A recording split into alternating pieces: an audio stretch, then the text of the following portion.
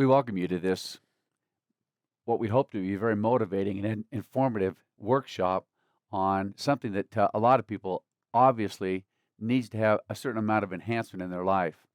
I have to tell you, it was back in about 1989. I was finishing my second master's degree at a college back east. It was commissioned by Novell, a company in Provo, Utah, to conduct some research. And here's what they started off. Here's the hypothesis that they gave me. They really wanted to provide some education and motivational training for their employees. And they had picked two different areas to do that in. Number one was weight loss, and of course, being healthier. The second one was personal finance and doing things that would be a wise and an appropriate way to approach things as people faced the inevitability of one day wanting, of course, to not have to work for what they make. So here's what they did. They conducted some research first about weight loss. And there was some research that had been done by the Food and Drug Administration at the time that said this. They tried to gauge what's a possibility that someone could actually be successful losing weight. And they found out, and this was the definition that they had for success. They said a person could not only take the weight off that they originally expected to take off, but then keep that weight off for a period of 2 years or longer. You would, with me, I think, assume that that's a reasonable definition of success. And they then asked what percentage of all people that start a weight loss program can actually be successful based upon that definition. When they came back with their research back in 1989, they said that only 1% of all people that ever start a weight loss program can live up to that definition of success. They were stunned by that, and they wanted someone to come in and train and teach and help people to learn how to be more successful with those health-related programs. At the same time they were doing that, they also had a little program that they wanted to come up with to teach their employees how to be wise with their personal financial resources. Novell was very successful at the time. The stock had just gone up. It had doubled almost every 6 months for a period of 2 or 3 years. And obviously they were sitting on the top of some very significant amounts of net worth in the stock that they owned. And they wanted to see if their employees could be wise and do things correctly as they tried to, for themselves, stabilize this source of prosperity that they had. They said as they conducted that research that they found that the vast majority of all people, it was almost similar. What percentage of all people can set up a wisely structured financial program and actually accomplish the objective? They said the results were so similar that they asked me to come down and conduct some research. Here's the way they started that research. They just simply said this. They said if somebody did start some kind of a personal financial plan, what would it take to actually be successful? So we tried to take the same kind of a definition for finance that they had for weight loss, and we started with the fundamental premise of what behaviorally works. Now, so if I just for you just ask this question, if we took everyone who's ever participated in research like this before, or ever participated in some kind of a program, what percentage of those people have been successful with what it is that they intended to accomplish? And what kinds of financial strategies can someone rely on so that as they enter this process, they can be behaviorally intelligent? It was quite a process. It was very fun to go through it. It was, what they did is they had me down for what's called a lunch and learn. And the lunch and learn said this. They said, we're going to pay you $100 for your first hour. After we've done the lunch and learn, if our employees, there was about 200 employees, they said, if our employees, that we give them all a vote, and if they vote to have you back again, then we'll have you back for a second lunch and learn, but this time we'll pay you $200. Now, this gets kind of fun financially. It kind of sings to someone who obviously deals with personal finance and business-related kinds of success. They said this, and then after that second class, if 75% of the people wanted you back again, they'd pay you a double again. So then it'd be $400, then it'd be $800, then it'd be $1,600. I don't know where it is today, but at the time they said I held the record for how many times I'd been asked back. They paid me nearly $10,000 for the classes that we taught to the Novell employees. What we'll cover today is, in essence, what we taught those Novell employees. We believe that there's a lot of light. There's a lot of new light in understanding and recognizing and having perspective on what it is that will be successful or could help you to be success if you'll follow a formula. That's the one nice thing about what we're going to talk about today. We break it down into a fairly fundamental formula. We'll talk about Ben Franklin later on and how Ben Franklin at age 16 years old said, why do people make this so complex? It's actually just a formula. If people would just live the formula and work the formula correctly, there should be no problem in the way that they accomplish these tasks of increasing their personal prosperity or their personal net worth so that the day can come that they could retire or pursue something else other than what they're actually working at right then.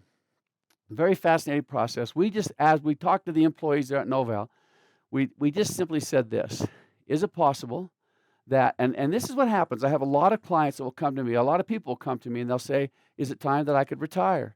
And I'll always say, well, great, what is it that you'd like to accomplish? What is it you'd like to succeed? What is your objective in that process? Whenever I ask that question, you kind of hum, you just think for yourself, what would be a definition of success when it came to what you'd like to accomplish financially right now? The definitions over all these years have fundamentally boiled down to one thing. It would surely be nice if I had more money than I'll ever need. And so that's why we've called this first workshop More Money Than You'll Ever Need. Is it possible with behaviorally efficient formulas? I have to emphasize that with the greatest enthusiasm, because there's a lot of financial workshops that you'll go to where someone will step up and say, I'll teach you how you're going to be successful. You need to have very complex investments. You have to own your own business. You have to take a lot of risks. You have to be on the cut. You just need to be out there thinking about, talking about, maybe doing positive financial affirmations every single day in front of a mirror to make it so that somehow you can be successful financially. Here's my question. Is there a formula, a fairly straightforward formula, that if you follow that formula for the rest of your life or through the rest of the days that you're going to be working, is it possible that in a behaviorally efficient way, you'd substantially increase the probability of your success by being true to the path and straight to the formula that we've discussed here? I think you might find it very fascinating. So when I say more money than you'll ever need, I want to first just tell you this. Our students at BYU have come up with as part of this, what we call the science of personal prosperity. We found that we truly do believe it is a formula. We found, and we'll talk about it later in our classes, the science of personal prosperity contains three different things. Number one, behavioral intelligence. Doing things that we know have some strong probability of success because we've done the research with all those consumers and all those individuals who've tried that in the past. Is it possible to have success based upon the behavior that we have? The second is what we refer to as financial intelligence, and that's obviously with the kind of information, the tools that we have available today. It really has been substantially or almost exponentially, we've leapt forward in the kind of information we have, the technology that's made available to you. Sadly, with all that new information and all that new technology, we found that most people are still not doing what they'd like to do, so we'd like to increase that if we can. The third is what we call community intelligence. We'll talk about that when we get to it, but that's just understanding this. You're not in this by yourself. There'll be a lot of partners in the way.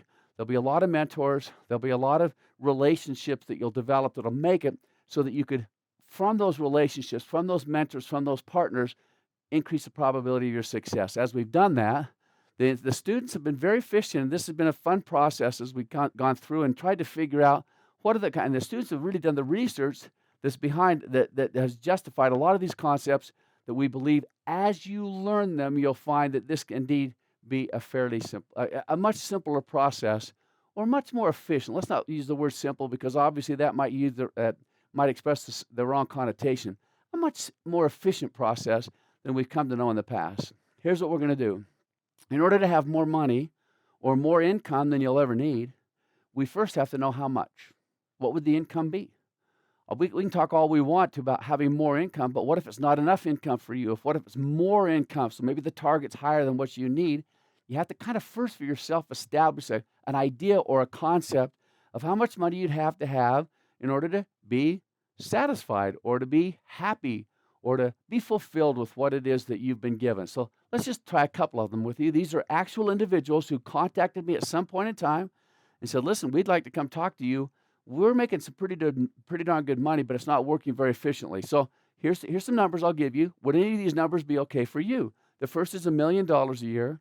The second is $750,000 a year. The third is $650,000 a year. The fourth is $450,000. Of course, when I say that, most everyone will say, yeah, yeah, if I could have that much income for the rest of my life, then I'd probably be okay. That would be sufficient. The interesting thing is this. Each of these, I picked these four individuals. I have a number of people that will come that have very similar situations. But these four individuals, they're real people that came to me at some point and said, the formula's not working. It's not doing what it's supposed to be doing. We'd like to see if you can help us kind of perk this thing up. They're real people, but when it came to saving any of all this income that they had, ultimately they were saving nothing. Now, I add one thing to it that kind of gives it a touch. I only say this not in any kind of a personalized way, but in a way that kind of makes sure you understand these are not high flyers that are sailing around the world and painting the town red and doing all the luxurious, wonderful things you'd ever imagine. At the time, each of these individuals, and that's why I picked them, when they came to me, they were currently serving as LDS bishops. Now, look, they could be any kind of an ecclesiastical authority. They could be any kind of a business leader. They could be any kind of a professional leader. In this case, so it kind of brings it kind of close to home to know that these are people of wisdom. They're people of experience. They're people of countenance. They're people of kindness. They're compassionate. They're everything you'd imagine a person would want to be, I hope. But for some reason, when it came to saving money, they simply did not have the formula down. They could not figure out a way to do that very efficiently. So they would come with they and their wives. They'd come to Salt Lake City, and we'd sit down. We'd go through some. I'd ask them to do the same thing any financial advisor would. Can you kind of add up for me what kind of income that you have right now, what your expenses are, and let's see if we can start to make some sense of what it is you're doing right now. When they got there, I simply said this to them. I said, look, you've got one of two different ways to do this or to accomplish the objective. If you're going to start to save something and start building for retirement, start building for a future where you can do what it is you choose to do, then you've got to do one of two things. Now, this is not rocket science. Watch this. You've either got to make more money, make more income, or you've got to decrease your expenses in some kind of a significant way. Whew. I guess as a good financial advisor, I would always start off with that concept of expenses. It would seem like with that kind of income, there'd be some way that you might be able to manage your expenses a little more efficiently so that you'd be able to start accomplishing the kind of objectives that you would like. There's a scripture that I like, that I've always used. I think it's marvelous. It comes from the Book of Mormon. It just simply says this. It says, do not spend your money for that which is of no worth, nor your labor for that which cannot satisfy.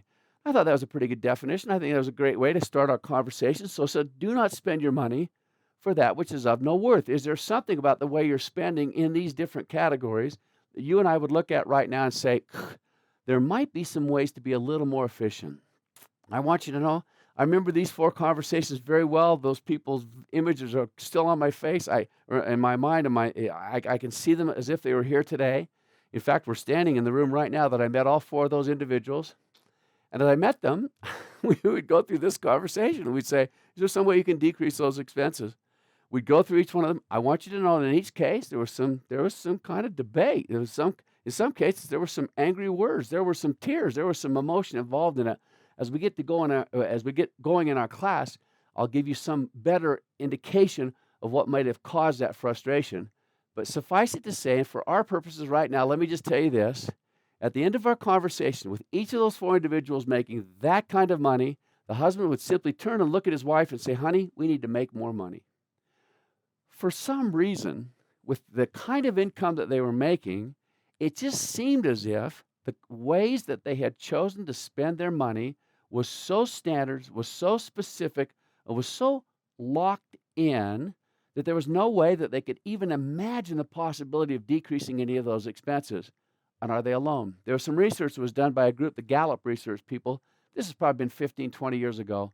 But they did this. They just took people that came from every different income category, from $50,000 a year up to $500,000 a year. And they asked this very fundamental, they talk with them about what they were doing with their finances and what they're doing with their long-term financial objectives, whatever. And then they, at the end of their research, would give them about 10 or 20 different kinds of things that said, would you please rank these as to what it would take for you to begin to accomplish the financial objectives that you'd like to accomplish. And they said 80% of them put as their number one leading answer, just need to make 10% more money.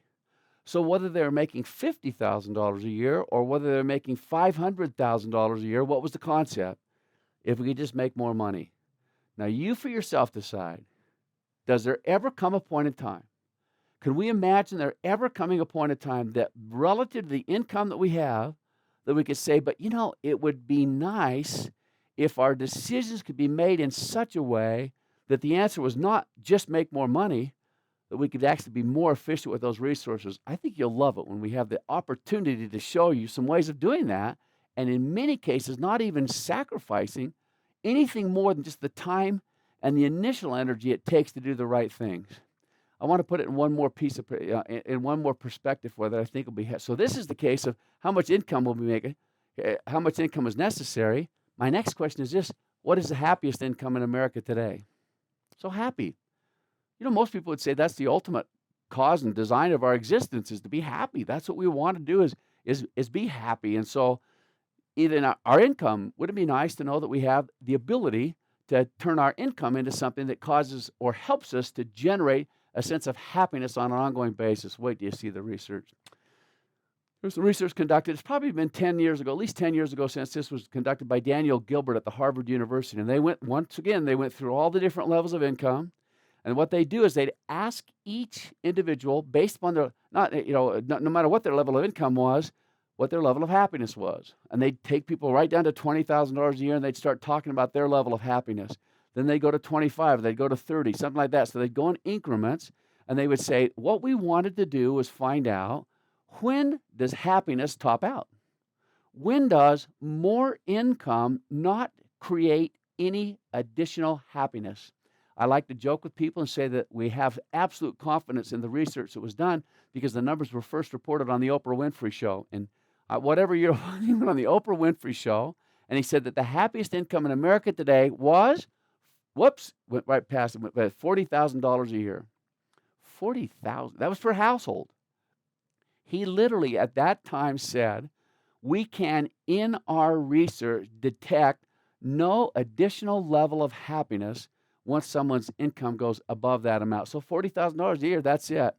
If you don't think that number is important, there's a lot of corporations and other entities that have paid me a lot of money to come and teach their employees that that's the happiest income in America today. Nothing else will make you happy, so no additional amount of income will make you happy.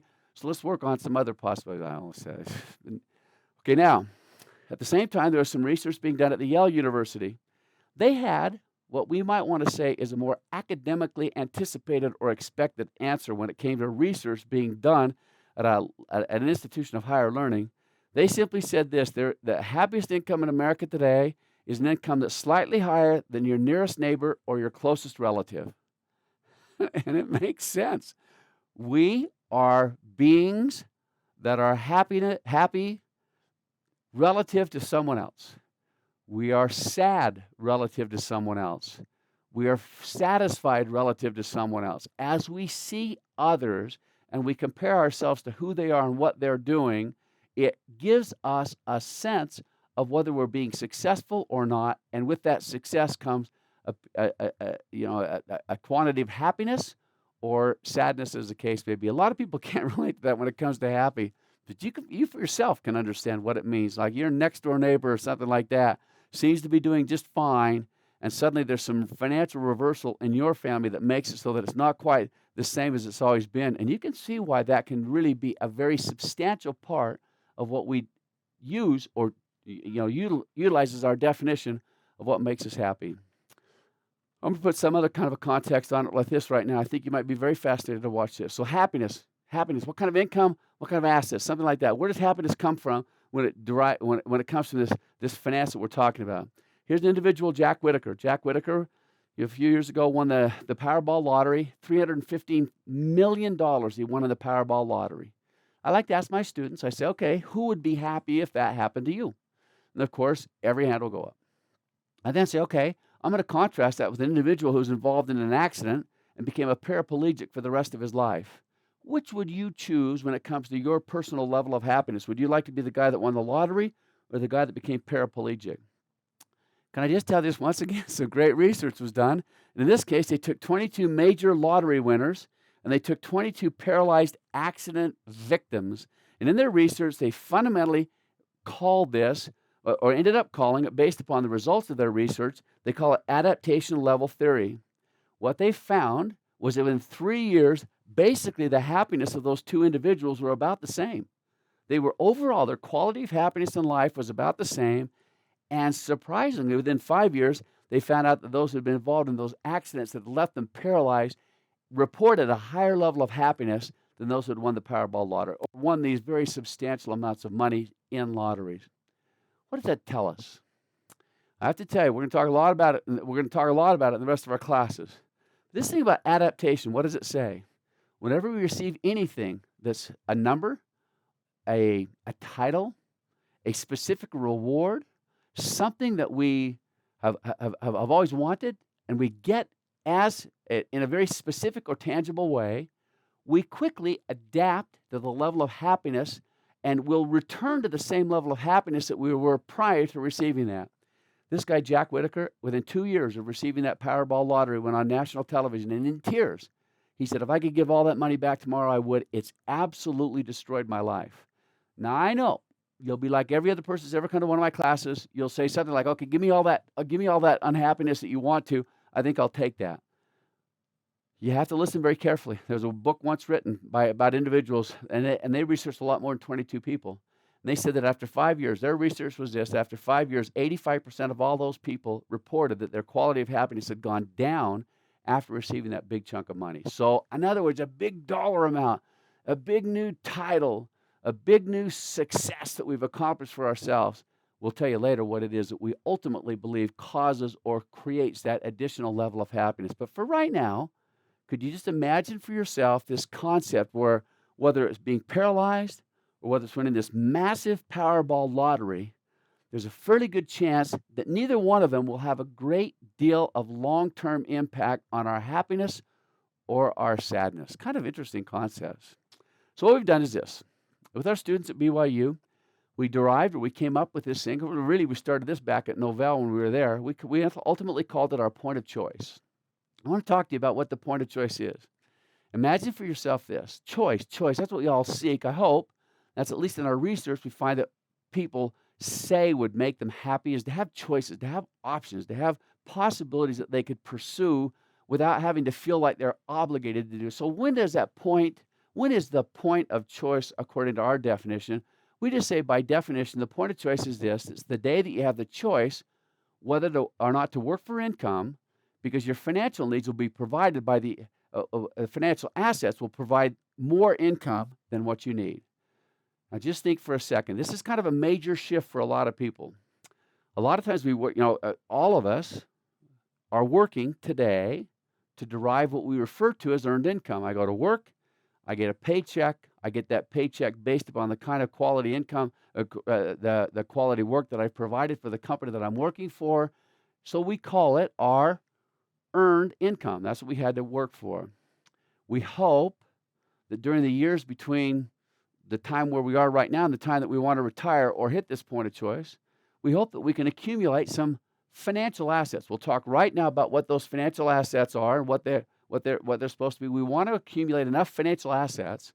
These financial assets are the ones that generate income. They might generate dividends or interest or rental income or there's all sorts of different types of income that they can generate. We would like to make it so that the income that was generated from those financial assets will be sufficient to replace the income that we have to earn right now. Do you see then why we call it the point of choice and say that's the day when you can decide whether or not to work for income?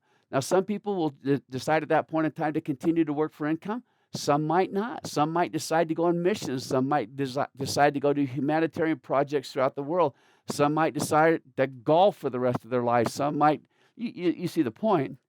The concept is just that you have the choice of whether or not to work for income, and that's the kind of concept that we want to work for. So in our point of choice, we're going to talk about an individual who got very good at this, very inspiring in the approach that he took, at least as I see or our research shows what he did. Most of you have heard of the guy by the name of Ben Franklin. Ben Franklin, at age 16, get this. This is one of those moments you got to kind of sit back and take a deep breath and make sure you don't miss the point of this. Ben Franklin, at age 16, sat down and in his journal he wrote down, I don't see why people make this financial process so difficult. He said it's just a formula. We started off by saying, Ben Franklin said it's just a formula. And here's where he made that decision. He said if you just live the formula, then there could come a point in time where you'd not have to work for more money. You could actually work for lots of things you'd like to accomplish. Here's something that most people don't know. Most every single thing that we know Ben Franklin as, or the accomplishments that he made, were accomplished after he hit his point of choice. But even more importantly, they were in his mind planted at age 16. He already by that time knew that he wanted to one day be an ambassador for the United States. He already knew by that time of inventions that he wanted to make. He just logicked. He, in his mind, said, if I ever want to come to the point in time that I can dedicate the time, emotional energy, and intellectual enthusiasm to those things I want to accomplish, I can't wake up every morning worried about whether I can pay the house payment or not. So he set out. What he did is this.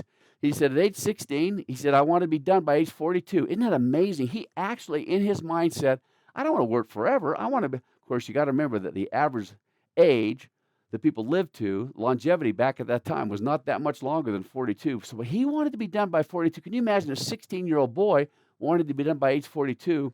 He set out on this path, and I want you to know that every single thing that we've ever known about Ben Franklin since that point in time came after he had age 42. And I want to tell you with some enthusiasm, he didn't win a Powerball lottery. He didn't run fast and jump high and play in the NBA.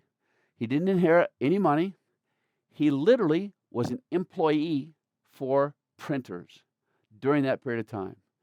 I will emphasize with the strongest possible enthusiasm, everything that we've done here is designed for the average income, for the average household, for the average individual that's pursuing whatever it is that they'd like to do. Whether you want to be a printer, in this case, that's how he did it. You want to be a policeman, you want to be a school teacher, you want to select one of those careers that might not make a king's ransom when it comes to your income. These are all possible accomplishments based upon you doing, just take a deep breath and imagine doing what you ultimately want to do and not what you feel like you have to do based upon the kinds of income that you can make from it. I'll show you where that's the case. So just for right now, I'll just finish it off by just saying this. What would you accomplish if you reached your point of choice? I do believe. Here's your first homework assignment. I do believe that if you'd stop and pause, and maybe tonight, before you go to bed, when you're saying your prayers, ask this very fundamental question. If I hit my point of choice, and I was at a time that my financial assets were so large that the income that is derived from my financial assets are large enough that it would replace all of my earned income, what would I do? There was Ben Franklin's list. Imagine for yourself, I'd like you tonight, before you go to bed, to come up with 3. Literally just outline 3 things. It's amazing the differences that you'll see. Some people would say, I would want to just move on to humanitarian projects and just save the world from destruction and fortune and famine and plagues and pestilences and curses or something like that. And that's great. Some others would say, I believe that I can accomplish the possibility of owning a business that provided a lot of people the opportunity to become providers for their family. And so therefore, there's a lot of people who would just simply say, I want to be a good multiplier. I want to multiply resources throughout the rest of my life and always be found to be someone who can multiply resources. But see, that's why it'll be so helpful for you to come up with your own. What ultimately, from this point, would help you the most? We're going to find out that if you can in any way visualize some kind of an end run, something that you could put on the refrigerator door that would motivate you the most, it substantially increases the probability that you'll accomplish the objective, and we believe that you can. So with our point of choice, we want to do this. I just talked with you about what a financial asset is, so I want to go through and tell you, make sure that you understand financial assets and earned income and unearned income. We today each have living expenses. No matter who you are, there's some expenses that you got to incur to live. You got to eat. You got to have lights. You got to have the gas on so you can have some heat. You got to buy a tie. You got to have a shirt. You got to do whatever it is that you feel like you need to have. We have what we call our living expenses, which today we go out and we earn income to have the income that's necessary to provide for those expenses. That's not rocket science. Most people can understand that very clearly. But here's kind of the amazing leap for a lot of people. Our goal in this process, and what we're doing right here, is to somehow come up with a way that we have financial assets that are large enough that the unearned income, the rents, the dividends, the interest, the royalties, whatever it is, are sufficient to replace our living expenses, not only now, but to replace those living expenses forever. Many people have taken to calling that our nest egg. That's it. That's what we kind of put aside on an ongoing basis to make sure that indeed we do have those resources that are necessary. So what we'll just do is make sure we know what those financial assets are. So if you have to have financial assets that are going to generate the unearned income, for those who are not familiar with financial assets, we'll just say this. We also sometimes in our classes and in the industry, we do the same thing. We call them our capital assets. They are assets that increase in value, or at least are designed and have increased in value over the past. So they're things like stocks that pay dividends, or bonds, CDs, or savings accounts that pay interest, real estate that pays rent, notes that pay income.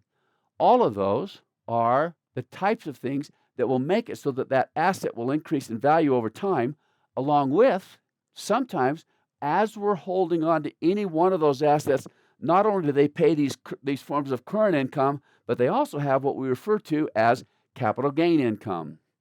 Capital gain just means that the value of the asset increases over time. So I go out tomorrow, and I buy some Google stock. And after I've bought my Google stock goes up in value. I might have bought it when it was trading at $250 a share, and before long, it was up to $400 a share. And so the difference between $250 a share and $400 is a capital gain. So we hope, that's what we're doing. We want to make sure that the gains and the income, we call that the total annual yield. The total annual yield from those investments will be sufficient that it will generate the income necessary to replace our living expenses, and we want to do that forever. We'll talk about forever and why that can be changed over time because of something that we refer to as inflation. We want to make sure that we keep that in check. So let's just kind of start off with this. Is a big number. This is the kind of things that you come to a class like this for. It's very fascinating. So what we want to do is this. We want to give you a number. And it's surprising to me how few people know what that number's got to be. What I mean by a number is a goal. What's the long term? What's the light at the end of the tunnel? Whenever I teach this class in other areas of the country, especially back east, it seems like everyone knows their number. They've just grown up with that. They understand it very clearly. When I teach it out west, it's just not as ingrained in the way people are cognizantly aware of what they're doing. So we're not going to let you get out of class today without knowing what your number is. And here's how our number works. What we're going to do is start it off based upon whatever age you are. We're going to then say this entire chart will be based upon reaching your point of choice at age 65. Some people call that retirement. We don't really like the word retirement because for a number of different reasons. But for right now, we're going to say this. This will all be based upon reaching your point of choice by age 65. So let's say this, depending on your age, we have to know then how many years you've got to your point of choice. Once we know how many years you've got to your point of choice, we want to find out what those required assets have to be. In order to know what the required assets have to be, we have to have a beginning income. Have to know what's the income going to be that you're going to start off with pulling out of your financial assets each year. Now, you remember we talked about the happiest income in America today is $40,000. I will tell you now, there's been some other research that suggests it's 70. The fun thing is either number 40 or 70 is far below what an average person thinks would be a great income, but it's not from our research what actually turns out to be. So now watch how this works. So let's assume that right now you're 65 years old. If our chart is based upon a 65-year-old individual hitting their point of choice at 65, then how many years do you have till your point of choice? You've got no years to your point of choice at all. And if we started our chart off with an income, now we want to be in a raw happiness. We're not going to do $40,000 a year. We're going to say right now. Now think about this. For the person that's just barely starting out, it's not thought about this before. It does take a little kind of a creative leap to get to this point. So think about it. I'm going to retire today. I'm going to hit my point of choice. I'm going to go to humanitarian projects for the rest of my life. That's what I choose to do, not work for more money. I want to know if I wanted an income of $50,000 a year, and here's the cool thing, we're going to let that income adjust for inflation. We'll talk about inflation just in a second. Then you could ask yourself this question: what would my point of choice, what would my required assets have to be right now, because I'm 65 and I want to retire right now? Just know that the number is $1.25 million. That's what the financial assets would have to be. And I'll show you, based upon all of our assumptions, that would allow you to pull out $50,000, plus the next year, pull out enough to reflect or to compensate for this funny thing that we refer to as inflation. Let's talk about inflation, make sure you understand and see how detrimental it can be in retirement, to make sure that you're well prepared for it. Here's what we'll do is this. Let's assume that the inflation adjustment is 4%. Over the last 80 years, I think the actual inflation rate has averaged about 2.77% each year. But for right now, we're going to just be very conservative and make sure that you're well prepared and assume that the amount of income that you have to pull out is going to increase by 4% per year.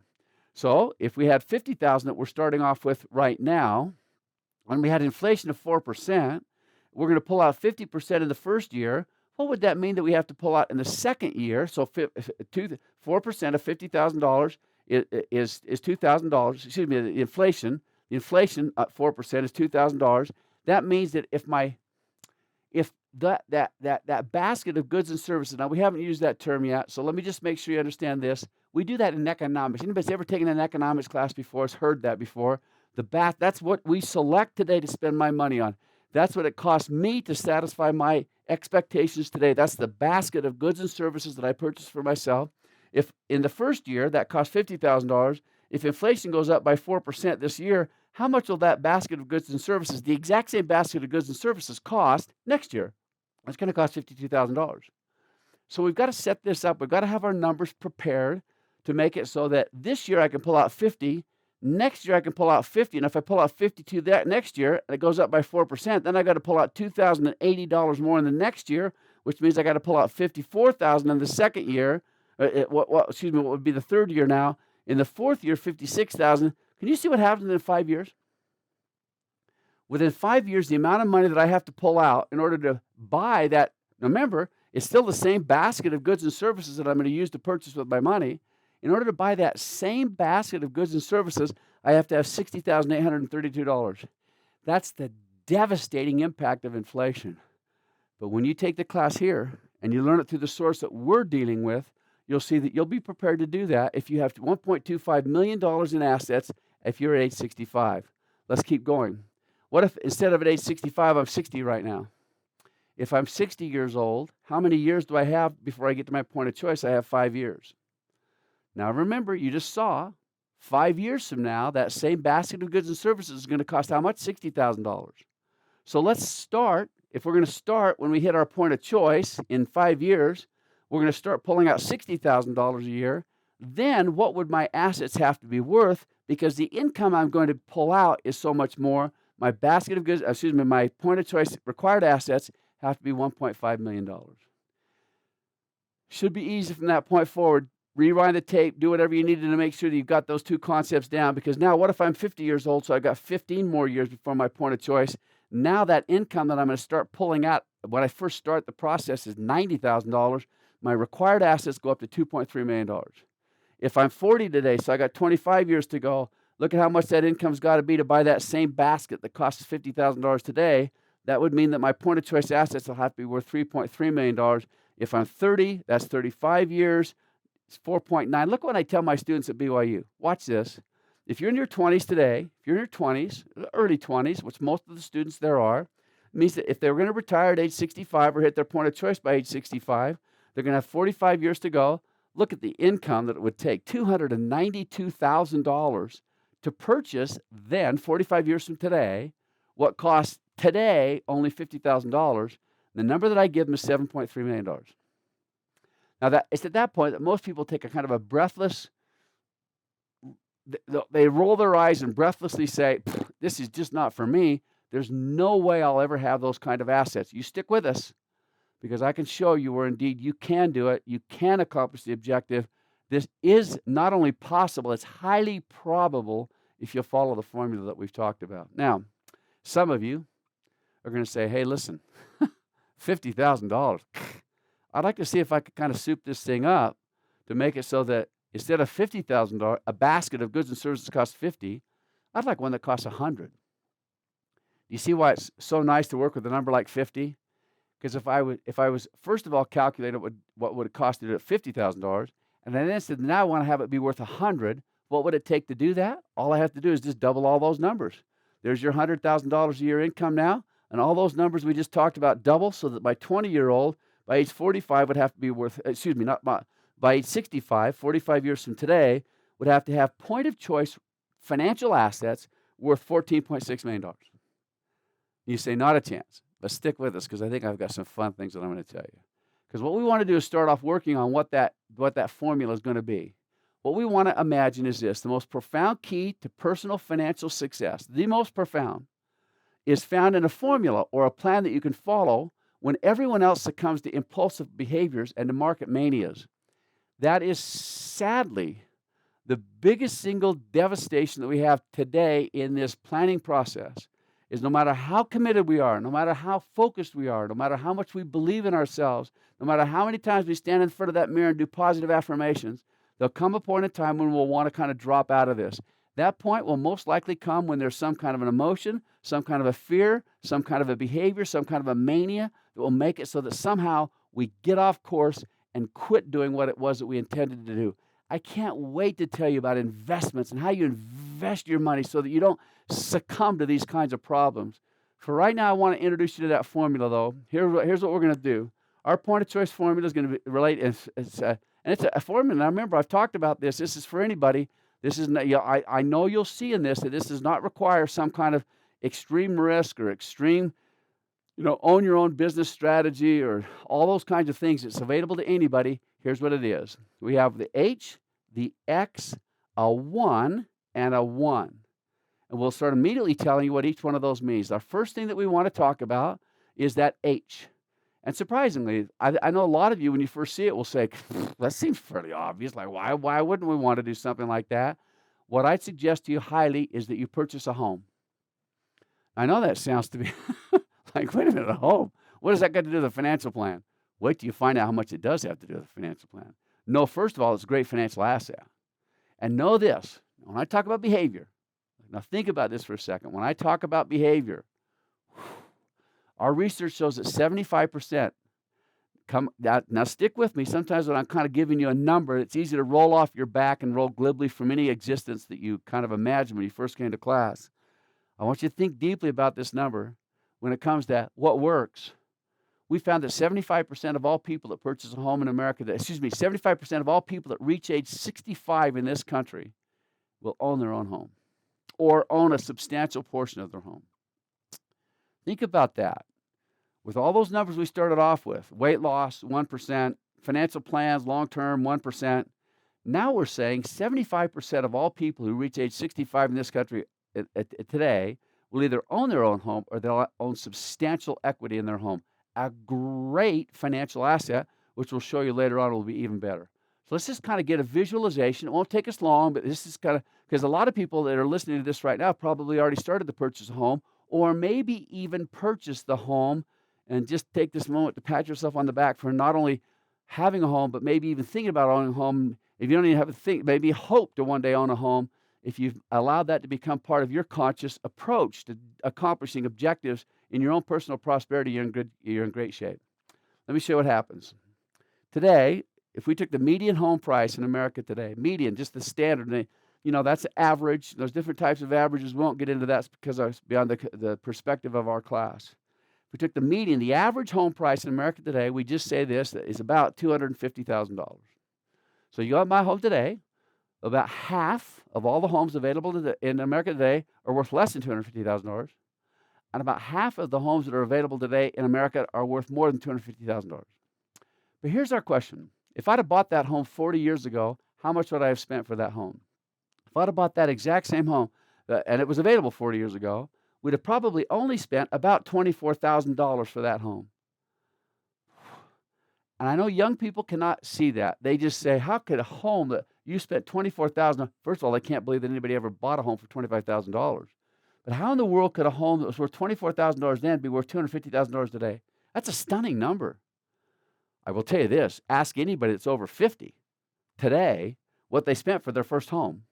If they're over 60 or maybe into their 70s, they spent $8,000 for their home. It's just stunning what they've done in value. But just know this, what if those numbers are all correct and you bought that home 40 years ago for $24,000? Here's my next question. What if it's now worth $250,000 and if real estate inflation, and this includes the massive drop that we saw in 2008, what if real estate inflation continues to improve over the next 40 years exactly like it has over the last 40 years? What would that home be worth 40 years from today? Now, a good mathematician already has the answer. But if you that's just not one of the things that's your forte. Watch this. Can you see that $250,000 is about 10 times as much as $24,000? So it's actually increased or multiplied in value 10 times or 1,000% of its original value. If it continues to do the exact same thing over the next 40 years, what will it be worth 40 years from today? 40 years from today, that exact same home will be worth $2.5 million. I know you can't believe it, you can't see it, you can't imagine it, but if you'll just for right now say, that's inflation, that's real estate, and that's exactly how it's behaved on the average over the last 40 years. Whew. Can you imagine just taking the dive? I can't tell you how many people, the first home they ever bought, they laid awake in bed for 3 nights worried about how they're going to come up with the payment. But for right now, if you do it wisely, we'll teach you later on what a successful real estate purchasing formula is, so you'll know exactly what that will be. If you just purchase it wisely, use the wisdom of all times and the counsel from all of those who really can help you in a very appropriate way, I'll just tell you, just buy a home. It's so cool. I have to tell you this because I know that you'll relate to this. As I was doing this work at Novell, our focus was strictly on behavioral intelligence.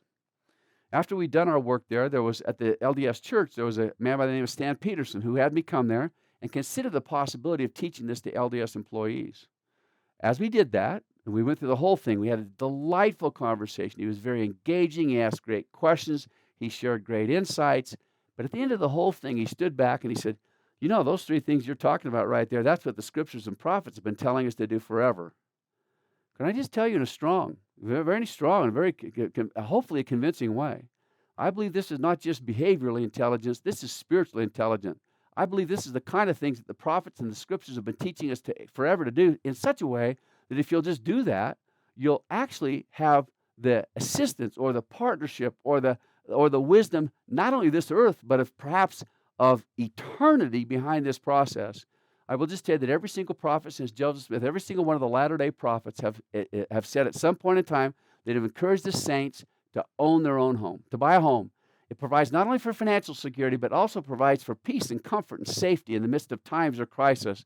They've quoted it a number of times. You heard Gordon B. Hinckley say, my wife's father taught me to purchase a modest home. Remember, I kind of emphasize that word modest home, and then pay it off as quickly as possible, never incurring more debt against that house unless it was absolutely critical.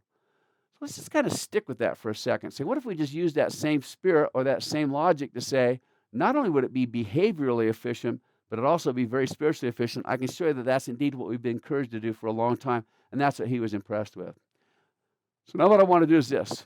I want to talk about what home compounding is. Now, so for some of you that have never seen it before, this whole concept of compounding. What does it mean that it goes up by a certain amount of money every single year?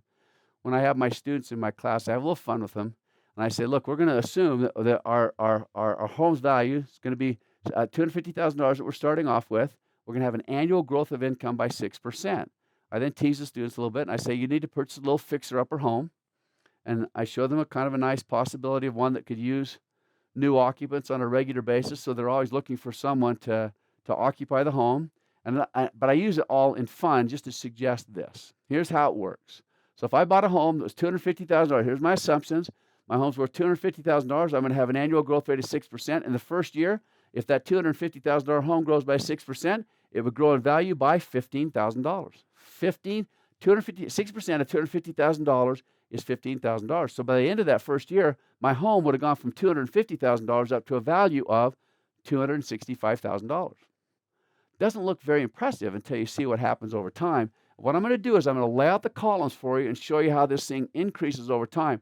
But it all hinges upon your ability to see 2 things. Number one, what happens when it goes up by 6%, and to see this. In the second year, when it goes up by 6% again, does it go up by 6% of the 250, or does it go up by 6% of the 265? Now, most of you will quickly say, that's a kind of an obvious answer. It actually will go up by 6% of the 265,000. That's why we call it compounding interest. You're not just earning interest on the amount that you originally invested in the house. You're also earning interest each year, or earning value or increased appreciation in the home of not only the original price, but also what it's grown to at that point in time. We call that compound interest, and here's how it works. Here's the first year, $265,000. The second year, $280,000. You watch, we don't do this. We don't go through every one of those years just as slowly as we have those first. In fact, we quickly get out to the point where we can simply say this. If you own a home, if you bought a home that's worth $250,000 today, and you held on to that home for 45 years, the value of your home would be worth $3.5 million. You say, what happened to that 2.5? Remember, we were going on that thing based upon a 40-year period of time. We asked, what would it be worth 40 years from now? And there's that number that we used, $2.5 million right there. I hope that you have some sense of why compounding interest is, to those of us who are very mathematically enthusiastic, a very exciting principle. Let me give you somebody that was very, very tuned in to just how exciting that principle was. Most of you have heard about a guy named Albert Einstein. Albert Einstein, these are quotes. We have a lot of confidence that they're absolutely quotes that Albert Einstein said because you can find these on the internet. And I do that teasingly, but I can show you where we find those. Let me just show you some things that Albert Einstein, it's reported that he said during his lifetime. He said this: there's no greater power known to mankind than compounding interest. He also said compounding interest is the greatest mathematical discovery of all time. Compounding is the eighth wonder of the world, but here's my very favorite one. He said compounding is mankind's greatest invention because it allows for what? The reliable, systematic accumulation of wealth. The reliable, systematic accumulation of wealth. Can I just emphasize that time and time again? The reliable, systematic accumulation. I'm going to show you prophetically and scripturally and in every other way that we can possibly be taught that somehow that seems to be baked into the DNA of becoming more prosperous, that we also have a very strong plan of what it takes to do this systematically and not rush it too fast in what is in most cases to our obvious detriment. And once again, I just tell you this, I just have to emphasize that there's, and I've given those to you so you can back up and you can pause right now at any point and just look exactly where you can find each one of those quotes on the internet so you can go back and refresh your memory as to what he said about that. So what I want to do is this. We gave some broad parameters, didn't we, about what that number has to be. We gave some very broad parameters, what the financial assets have got to be worth by the time that we retire. And we want to make sure now that we give a very specific number. So all I've done is laid out ages. There's ages right here. And based upon those ages, then I want to lay out how many years you have till your point of choice. That should do it quite quickly so we know. And so now watch. This is very important. Because if you are indeed 60 today and you want to be done in 5 years, then this number will be very important to you right here. But what if you're 40? What if you're 40 years old and you want to be done in 5 years? Guess what? You can go right there to that 5-year number right there. So you can adjust this to anything that you need to, whether you do it based upon your age or whether you do it by the number of years that you have before retirement. You'll now know a number that will be our preliminary goal to make sure that you can accomplish the objective. Here's the income. Remember, we told you how much income you'd have to purchase that $50,000 basket of goods and services. There's the income in each one that'll start at, and here's indeed the point of choice assets. This will be a time. If you're real smart, if I were you, I'd probably kind of shut this thing down for a second and just kind of make sure that you not only write down the number that fits your circumstance, determine which number it is, write it down, and then ponder for just a second what it will take. Is it possible? Of course, that's the part we're going to show you right now that's so very possible. You pick the time frame. The most important one is how many years do you want to have before you reach your point of choice. So you pick however years it is that you have before your point of choice, and then you find out what that number is, that point of choice asset is, and make sure you write that down. Can I just tell you, there's something in behavioral anything that would suggest that once the number is absorbed, once it's understood, and then written down on a piece of paper, and at least moderately, if not carefully considered or pondered, it will help sink it into the DNA that will help you to accomplish this objective long term. So I'd highly recommend that you get there. Some people always ask me this question, could you just point out this? You're telling us what it needs to be by then. We've been out there for a little time. We've been actually working at this ourselves for a little bit, and we'd like to know how we're doing. And so if you'd like to reach that objective we just started off with, you'd like to have $50,000 a year income, and that income is going to make sure that I can have it every single, or at least buy that basket of goods and services we've talked about. Where should you be today? It's a kind of a fun number. I'm not going to try to tell you in any way that this is some kind of a absolute scientifically verifiable, no questions asked number, but at least gives you a target of what you should be at. So if you're 40 years old today, your financial assets should be today worth $245,000 if you're on track to reach that objective that we talked about. Some of you will look at that and say, not a chance. Just keep coming with me. I think we can show you a lot of things that will help you a lot. First of all, we're going to go back to that home, because now we're going to start building that formula to make sure that the number's enough. We're going to go back to that home value. We just gave you that thing that said if you're 20 years old today, that home will be worth $3.5 million. Let me give you the other numbers. So if you're 30 years old, it'll be worth $2 million when you retire. If you're 40 years old, it'll be worth 1.5. If you're 50, $600,000. If you're 60 today and you're buying a home that's worth $250,000, then it'll be worth $350,000. Now, so that's got that. Now listen to the guy that's 20 and even the guy that's 30. Really, the guy's 40. You can see where that's kind of a nice step towards those big numbers that we talked about.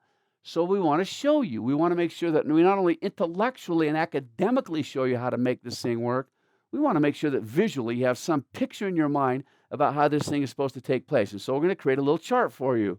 We're going to just kind of have a little calculator, and in our calculator, we're going to build it this way. Now watch, you got to kind of absorb this because you're going to see this a lot as we go through the rest of this class. You're going to see that here's our 20-year-old right here. Here's our 30-year-old, our 40-year-old, and our 50 and our 60. We've then created this little column that suggests what will those numbers have to be worth. And I'm even going to build those numbers in for you right now. There's that 7.3 that we had to have if we're 20, the 4.9 if we're 30, the 3.3 if we're 40, and so on. So it kind of just see we want to make sure that we can hit our goal. We're going to give you a number of different variables or a number of different possibilities of strategies that you can utilize for this. But for right now, we're going to say, what if I did what I was asked to do? Will happen to this chart based upon that decision to own a home. And we're not only going to keep track of it based upon what the goal is, but we're going to also keep track. We're going to have some boxes at the top of it that will keep track in each column how much have we accomplished toward that objective if we select that strategy. And here we go. Here's our home. Our home, if we then said, okay, this is our home in yellow. You can see that in yellow. Everything that's in yellow right here, that'll be the value of the home by the time we get there. Now, I'm going to teach you later on some ways that you can actually turn your home into a retirement asset. It is my belief that many of you will look at it when we get there and look at how you do turn it into a retirement asset and say, I don't know that that's exactly what I want to do. Keep coming with me. I'm going to show you how to accomplish this whole objective if you did not want to count the home towards it. But I'm highly recommending that you build that into part of your portfolio and make sure that you make the home a critical part of it. And that's why we'll simply just say that our first critical step towards this very fundamental goal that we're talking about is something that you're probably either already doing or something you've imagined yourself doing and something that you will be doing before very long. It's simply purchasing a home. It's a great financial asset. It goes up in value. There are times where it can go down in value, but anybody that's been around for a long time knows that the value of a home long term just seems to work out the way that it's supposed to. Let's do our next step of the process. We then have in our formula that follows the H, it's just this fundamental thing. It's an X. What's an X? An X in Roman numerals stands for 10. And as soon as I use the number 10 in personal finance, what would you think we're going to talk about? In this case, what we're going to do is talk about something that's simply referred to as a 401k, and we're going to suggest that you put 10% of your income into the 401k that you have at work. I want you to know that we have strong confidence. I wish I could just show you. Well, let me see if I can give you kind of a basic picture right now. When we did our research back in 1990 for the Novell Company, back in 89-90, we found that if you took all the financial assets that were out there at that point in time, you added them all up, and you contrasted that number with the amount of money that was currently being held in qualified retirement plans. That's like a 401k or an IRA or a defined benefit pension plan at work or something like that. We'll talk so much more about those in the future. So for right now, just hold on to the general thought. If you take all the money that's currently invested in qualified retirement plans and contrasted it with all the money that's invested in everything else, those two are about the same. Isn't it interesting that of all the other investments that have ever meant anything to someone in their retirement, we're going to talk now about the one that is as big as all of the others combined. It is your 401k at work. Now, let me tell you a little bit more about a 401k and why a 401k works so well. Our first question is very fundamental. What is a 401k? There's some research. There was a program that I did for BYU at one point in time that you can find on the internet where we talked a lot about what the 401k is and why it works so well. I'd highly encourage you to go there and watch it. There's some insights I think will help that are even beyond the very simple things that we'll teach right now in class. But in that workshop, I think you'll find some things that will make it so that you'd be even more motivated to engage in the activity. But what I want to do more than anything is just ask this fundamental question, what is a 401k? So a lot of people, now if you've been out there and working for a company, you know what a 401k is. You might not know enough about what it is that you've decided to engage the way that you should, but if you've never worked for a company, you're still asking yourself, but you got to kind of explain to me what a 401k is. Let me just give you these kind of general parameters. Number one, it's set up by your employer. Number two, you can make an investment contribution with the income that is being withheld from your paycheck. So you make an election when you first go to work for that company. Just say, look, I'd like to let 10% of my income go into this investment account on an ongoing basis. It's a contribution that often is matched by the employer. Now, why do they match? Students always ask, why would they ever want to pay you to put money into your 401k? Believe it or not, there's a lot of companies, a lot of employers that actually want you to stay around for a long time. They want to give you what we'll refer to as employee benefits. A benefit is anything that will make it so that you're far more likely to stay with the company and engage with the company on an ongoing basis, so they like to give you incentives. So a lot of companies, not all companies, a lot of companies will match the contribution that you make to the plan, so that, as an example, if you put in 4%, we'll match it with 4%. Now, you're never going to put in just 4% once you've heard this lecture. You're going to always kind of use that target that we've talked about, the 10%. But for right now, if you put 4% in, they'll match it 100%. So if you put in $2,000 this year, they'll match it $2,000. Now, kind of, you just got to take a dream with me for a second and say that means that I get 100% return on my money the second I put that money into. That's a great return on your investment to have that inside of a 401k plan. There will be several investment options available with the 401k. Here's the kind of fun thing. The tax, the federal income tax and the state income tax that you have to pay on your income right now, if you make this great election to put that into your 401k, there'll be no tax paid on that contribution as you're putting the money in. The tax is only paid on it as you pull the money out. We'll talk a lot about that in the future. That should not stop you from considering this. We feel very strongly that the benefits associated with the 401k plan vastly outweigh some of the concerns that you may have about what might happen with a future that is at this point very uncertain. This is stick with stuff that we know makes a big deal. It makes a lot of sense to us right now. The last thing is that the tax. Excuse me, I said that wrong. I said this is the no tax will be paid on the annual income that you drive inside the 401k, and then the last thing is that you'll have to pay the taxes on the distributions that you pull out of that. Why are they advantage? What is the advantage? What's the major the behavioral advantage of these things? And we always say that it's in three fundamental things. Number one, if you don't see the money, you won't miss it. There are parts in my conversation where I know that as you see it on the board and you just accept it academically, you lose the thrill of engaging emotionally and understanding the enlightenment that comes from a very simple principle. And there's a Library of Congress research, that depth of research that's gone into knowing this. If you allow yourself from the very beginning to have something pulled out of your paycheck before you see it, there's a vast possibility that you'll never miss it. It's the coolest thing. If you allow it to get into your checking account first, and then you say, well, by the end of the year, by the end of the month, I'll put in whatever's left over. I'll put into my investment account whatever's left over. The behavioral difference is stunning. The actual difference of what it will mean long term is stunning. I want you to hopefully absorb as we go through it the significance of simply saying, if I let that come out of my income before I see it, if I let it come out of my paycheck before I ever see it, I won't miss it. When I was at Novell, I did some research and I asked him to write on a piece of paper what amount was pulled out last month for your 401k, what amount was pulled out for federal income tax, what amount. None of them could tell me what that was. It was like 95% of them could not tell me within $40 what that was. But then when I said, "What? Can you tell me what the net amount was on your last paycheck?" It completely reversed. So that after all those deductions, just tell me what the net amount was. Like 95% of them could tell me within $10 what that amount was. Why? Because when you get your paycheck, what do you look at? You look at that bottom line number. And that's what you begin to build your life around and plan your life around. And that's what we say life simply costs. That and, of course, whatever balance there is on your MasterCard at any point in time, that's what my life costs at that point. So here's the first major principle. If you don't see that money, you won't miss it. That's a cool thing. The second thing is this. There's a behavioral penalty. There's a substantial penalty for early withdrawal. So in an IRA or a 401k, we'll say something like this. Number one, if you do pull the money out before you retire, then you have to pay a 10% early liquidation penalty. That's the penalty. And we Americans hate penalties, and so we'll do whatever we can to avoid that penalty. So we want to just make sure that we avoid the penalty, and so we'll leave the money in there. So something comes up, a kid's need braces, our engine blows up in the car, whatever it is that I need to have, I just choose to not look at my 401k. I just figure that out of other resources, and because we know that there's going to be a penalty for that.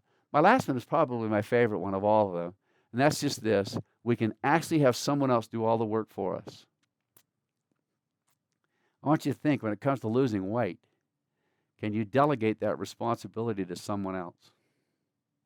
When it comes to increase and making sure these investments are made, making sure that the income is pulled out of your paycheck, making sure that it's kept track of on an ongoing basis, make sure that everything is taken care of for you, can you delegate that responsibility to someone else? And the answer is clearly yes. Today, when you go to work for a company, you simply have to find the box that says, yeah, I'd like to contribute to a 401k. I'd like to do that. Fortunately, now I got to tell you, we'll talk about this later on in some lectures. We found that if that's the default option. So see, it used to be you had to sign up for the 401k. You had to actually take a proactive, meaningful step to sign up for the 401k. A lot of companies have now adopted a plan where instead of signing up to participate, you sign up if you don't want to participate. You actually have to check the box that says, I don't want to participate in that. So if you just make it so that you're going to participate unless you take an active, proactive step to not participate, we find that the participation in 401ks goes from about 35% of the employees that start off with the company will sign up for the plan if they have to sign up for the plan, if they have to sign up for the 401k. It goes up to nearly 90% if it's the default option. You're just involved in the 401k if you don't tell us you don't want to be. Ugh. But now think about it. You can't delegate that responsibility to lose weight to someone else. But to take what you'll quickly see is the most important financial step that you'll ever take in your life. You can literally check a couple of boxes, and the smartest thing that you can ever do is forget that you ever even were given the choice. Put away the statements and just find new ways to put more money in on an ongoing basis. It'd be the smartest single thing that you've ever done. So as you do that, I'll just tell you this. This will become, the vast majority of all cases, this will be the largest single liquid investment you'll ever have in your retirement. Nothing else will ever come close. And so what we want to do is just contribute 10%. That's once again where the X comes from. We're going to do 10% of our income that we're going to contribute to our 401k. And that's ultimately one of the most powerful steps you can imagine. I'm going to show you right now graphically why that is indeed the case. And so if I took a 401k, and I'm going to do the kind of the short term first, then I'll do the long term. Let's just kind of consider for how long this takes to build up. Here's the assumptions that I built into it. I go through all my assumptions. They're very reasonable assumptions based upon what the investment markets have ever accumulated in the past, based on what the growth in pay that people receive on an ongoing basis. Let's just start this thing off when they're 20 years old, and I'll just tell you this.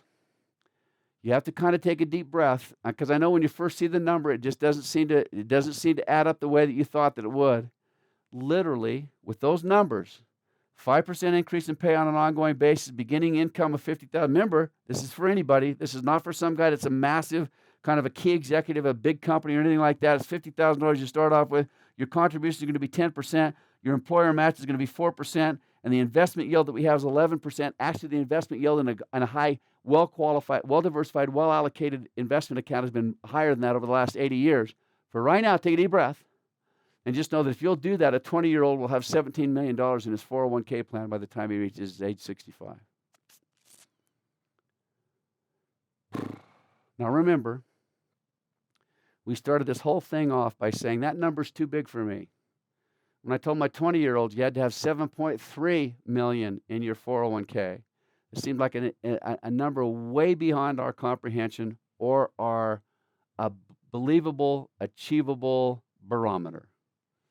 Could we really ever do that? Then we said, but if you only want to have a $100,000 basket of goods and services, we immediately went to something that said, if instead of 7.3 million, we shot that thing up to 14.6 million.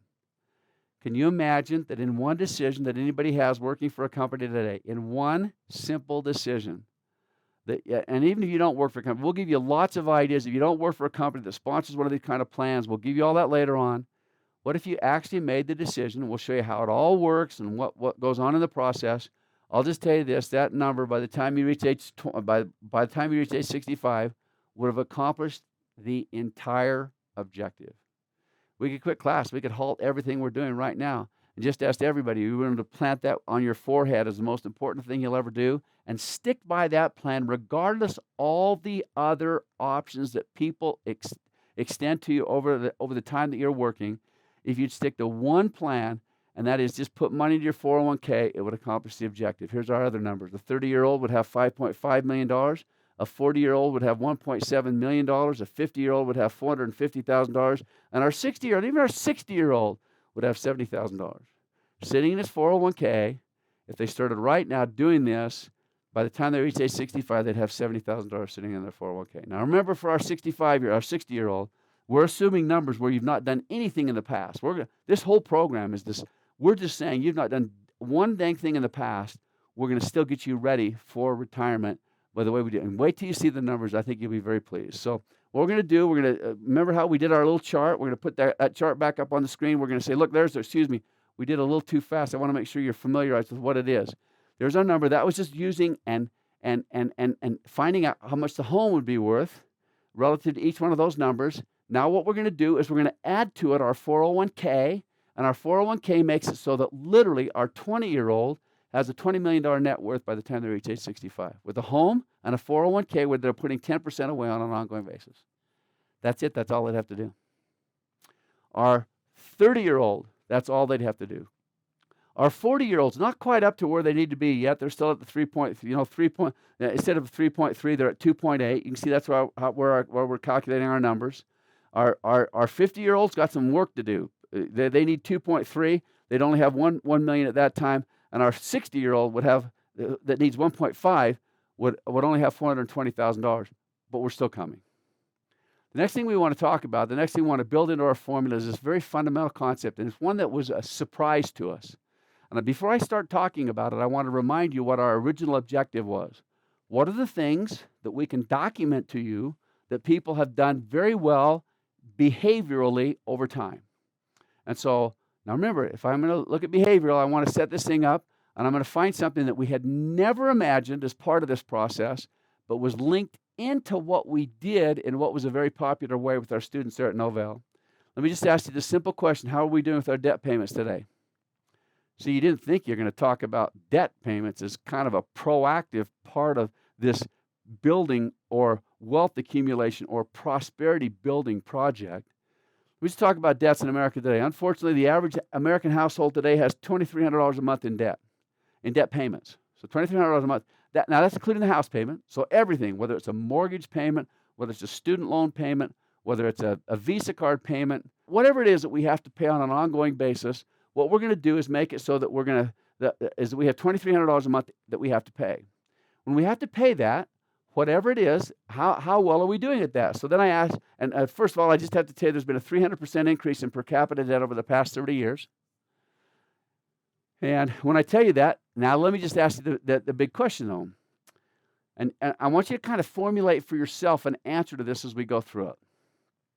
What if I took every single person that has a debt payment in America today, took all the Americans, we took every single one that has any kind of a debt payment, we asked this very fundamental question: what percentage of all those people are more than 30 days behind on any single one of those payments?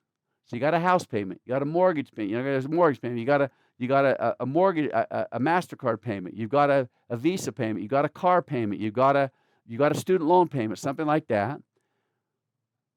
What percentage of all of Americans are more than 30 days behind on any single one of those? I will just tell you this, my guesses are always, I'll bet you in your own mind you've guessed something like, 50%, 60%, 70%. Most people will guess a very high number. The actual number is only 4.2% of all people are more than 30 days behind on any single one of those debt payments. That's kind of fun. I will tell you this, whenever I teach bankers or those who work in the financial services industry where they're working with payments, I ask this, and they say, that's right, that's my aging receivables. That's my 30 days aging receivables, about 4.2% or 3% or something like that, they'll say. We hear a lot about those that are behind on their payments. The news will tell us all the time about how devastating it is and how that number is growing on an ongoing basis. I would just like to just throw this out as a consideration. What if you knew that literally only 4.2% of all people are behind on any single one of the payments? What does that mean? Now, for those who are behind, there's a remedial class. We'll talk to you about that later. But for right now, what would it mean if you knew that 96% of all people that have any kind of a debt payment in America today are on time with that payment? Whew. Now, think for a second why we came up with this. What we're looking for is something that we do on an ongoing basis as Americans that we're behaviorally very efficient at doing. Can you see why we came up with these debt payments? $2,300 a month. Every single month you work your knuckles to the bone, you work extra time, you have all sorts of opportunities. Whatever it takes to come up with the money necessary, you come up with $2,300, you pull that money out of your pocket and hand that to someone else. Do you see the behavior? Do you see why that's of significance or why it is of such value? All I'll just do is this then. I'd like to change the goal. So instead of just staying in debt with these creditors, I'd like you to just say this: can I change who gets the payment to yourself? I'd like you to be the one that gets that $2,300 a month payment. So just keep it. Pull the $2,300 out of one pocket and put it right back in the other pocket. Now, there's a caveat, and that is you might want to pay off the creditor before you do this. It can create a lot of problems if the creditor does not get their money. So we'd like to invite you to pay off the creditor first, and we want to show you the most efficient way of doing that. We're going to set this up as our first number one. So we have the H, purchase a home. We have the X, contribute 10% to your 401k. What we want to do as our first number one is this. We, in a program that we call Debt, You Owe It to Yourself, would like to make this recommendation. You have the minimum payments that you're paying towards your debt payments right now. What I'd like you to do is just add to those minimum debt payments 1% of your annual income. Now, why do you have to add some money to this? I think it's very important. I hope that you see why. I want to make sure you understand. Why do you have to pay more? We found out that the average MasterCard in America today, if you pay it off based upon what the creditor tells you have to pay, you get that little statement. It has a little minimum monthly payment on it. You do exactly what you're asked to do, and you make exactly the payment that they tell you to make. It will take you nearly 34 years to pay off that credit card if you do exactly what you're told from that lender. We kind of facetiously add this. Each year in November, you get this letter that says, hey, you owe this money to us, and it's Christmas time. The last thing you wanted to be doing at Christmas time is to making a silly payment. Why don't you take a payment holiday on us? We'll consider that our Christmas payment from us to you. Just don't make us a payment next month. And of course, inevitably, there's somebody in the audience that will raise their hand and say, well, now, will the creditor keep charging interest during that time? And everyone here will say, they'll absolutely do that. So let me ask you this question. What if during that 34 years, the 34 years it takes to pay off that MasterCard, what if you just skip one payment each year? So you pay the other 11 payments on time, just like you're supposed to make those payments, and you skip one payment. Literally, that will add nearly 33 years to your debt reduction chart. It will literally take you 77 years before you've paid off that MasterCard. Can you see why we have to add more money than what the creditor had assumed that we would pay, or the creditor tells us we should pay based upon our minimum monthly payments? We want to kind of take control of this. We want to take charge of it. We want to do it in a way, and I'm going to give you a neat blessing that will come as you do that. So let's just do our 1% of annual income. Let's assume, so we take our annual income, we divide it by 12. Here's a hypothetical circumstance. Let's just say it's $48,000 a year that we make. 1% of $48,000 is $480. If we divide that $480 by 12, we come up with $40. Here's what we do. We take the minimum monthly payments that we're already paying to all of our debts, and we add to the smallest payment $40. That'll make it pay off faster. It won't be 77 years till you pay it off. It'll be a much shorter period of time, and wait till we show you just how much shorter period of time it's going to be. The third thing is that we do is this. As we add that to the payment, so we add that $40 to that first payment, and once that thing is paid off, what do? We take the money that we were paying towards that first payment, and just roll that into our next debt payment each month. I'm going to show you a real world example here in just a second. But from right now, do you see why we call it a roll up? We just take the money that we paid towards the first one. Once it's paid off, we pay that towards the next one. Once that was paid off, we take all that money and pay it towards the next one, and then the next one and the next one. There's a very simple thing that will happen, but I'll tell you this, it's exciting. Here's my question to you. Our research and the research of many others has said this. The average American that is willing to accept that challenge and pay their debt payments just like we just talked about, the average American will be completely out of debt. And I want you to know this includes the home mortgage. You'll be out of debt in just about 6 to 8 years. That's all the time that it will take. Now, that assumes that you've got some debt payments that you're already making. Somebody will quickly raise their hand and say, I only have a mortgage payment. How long will that take? Guess what? In our class, we're going to show you, so make sure that you have the exact number. But imagine, so this is one of those times you might want to shut off the machine and just kind of absorb that. And just for yourself say, is that possible? Really, within 6 to 8 years, I could be completely free of debt. Can't tell you how many students I've had at the BYU that have gone out of class and just said, look, we've been living living this very kind of a very, very sacrificial type life for such a long time, living on very little. Once we get out and we start making the kind of money we make when we first get out of school, we'll just keep living this way. I've had a lot of them within 6 to 8 years are completely out of all debt. They own their home, and they're well on their way to accomplishing something of real significance financially. How does it work? There was a great book written. Some of you will recognize the name Marvin Ashton. In Marvin Ashton, I don't know, maybe you can see that better if I stand over here with that, but Marvin Ashton wrote a book called One for the Money. It wasn't actually a book when it was first written. It was just a talk that he gave. And Spencer W. Kimball loved that talk so much, he said every member of the church ought to have that talk. So it was turned into this book called One for the Money. And the book, you could pick it up at the distribution center. Well, they finally figured out it might be a good idea once we had the internet, to just make it available on the internet. You can go to providentliving.com today, and you'll see that book sitting right there. You can get a copy of it for yourself. It's a great little talk, and here's what Marvin Ashton did. Elder Ashton said this. Here's a little debt elimination calendar. This is the one that actually appears in the book so that you can see it. Here's a credit card, a furniture debt that you have, a dentist, a physician, an automobile loan. He just said this. Let's just assume you take that credit card payment of $110. Now, in our case, this would have been $70. We've just added the $40 to it. So we got $110 we make for the first 4 months. And his assumption was that within that 4-month period of time, you'll have paid off that debt. Once you pay off the debt, now watch this. This is the most important thing. You took that $110, and what happens? Here's this furniture debt that you've been paying that's $70 a month. You take that $110, add it to the $70, and you're paying $180 every month until that one pays off.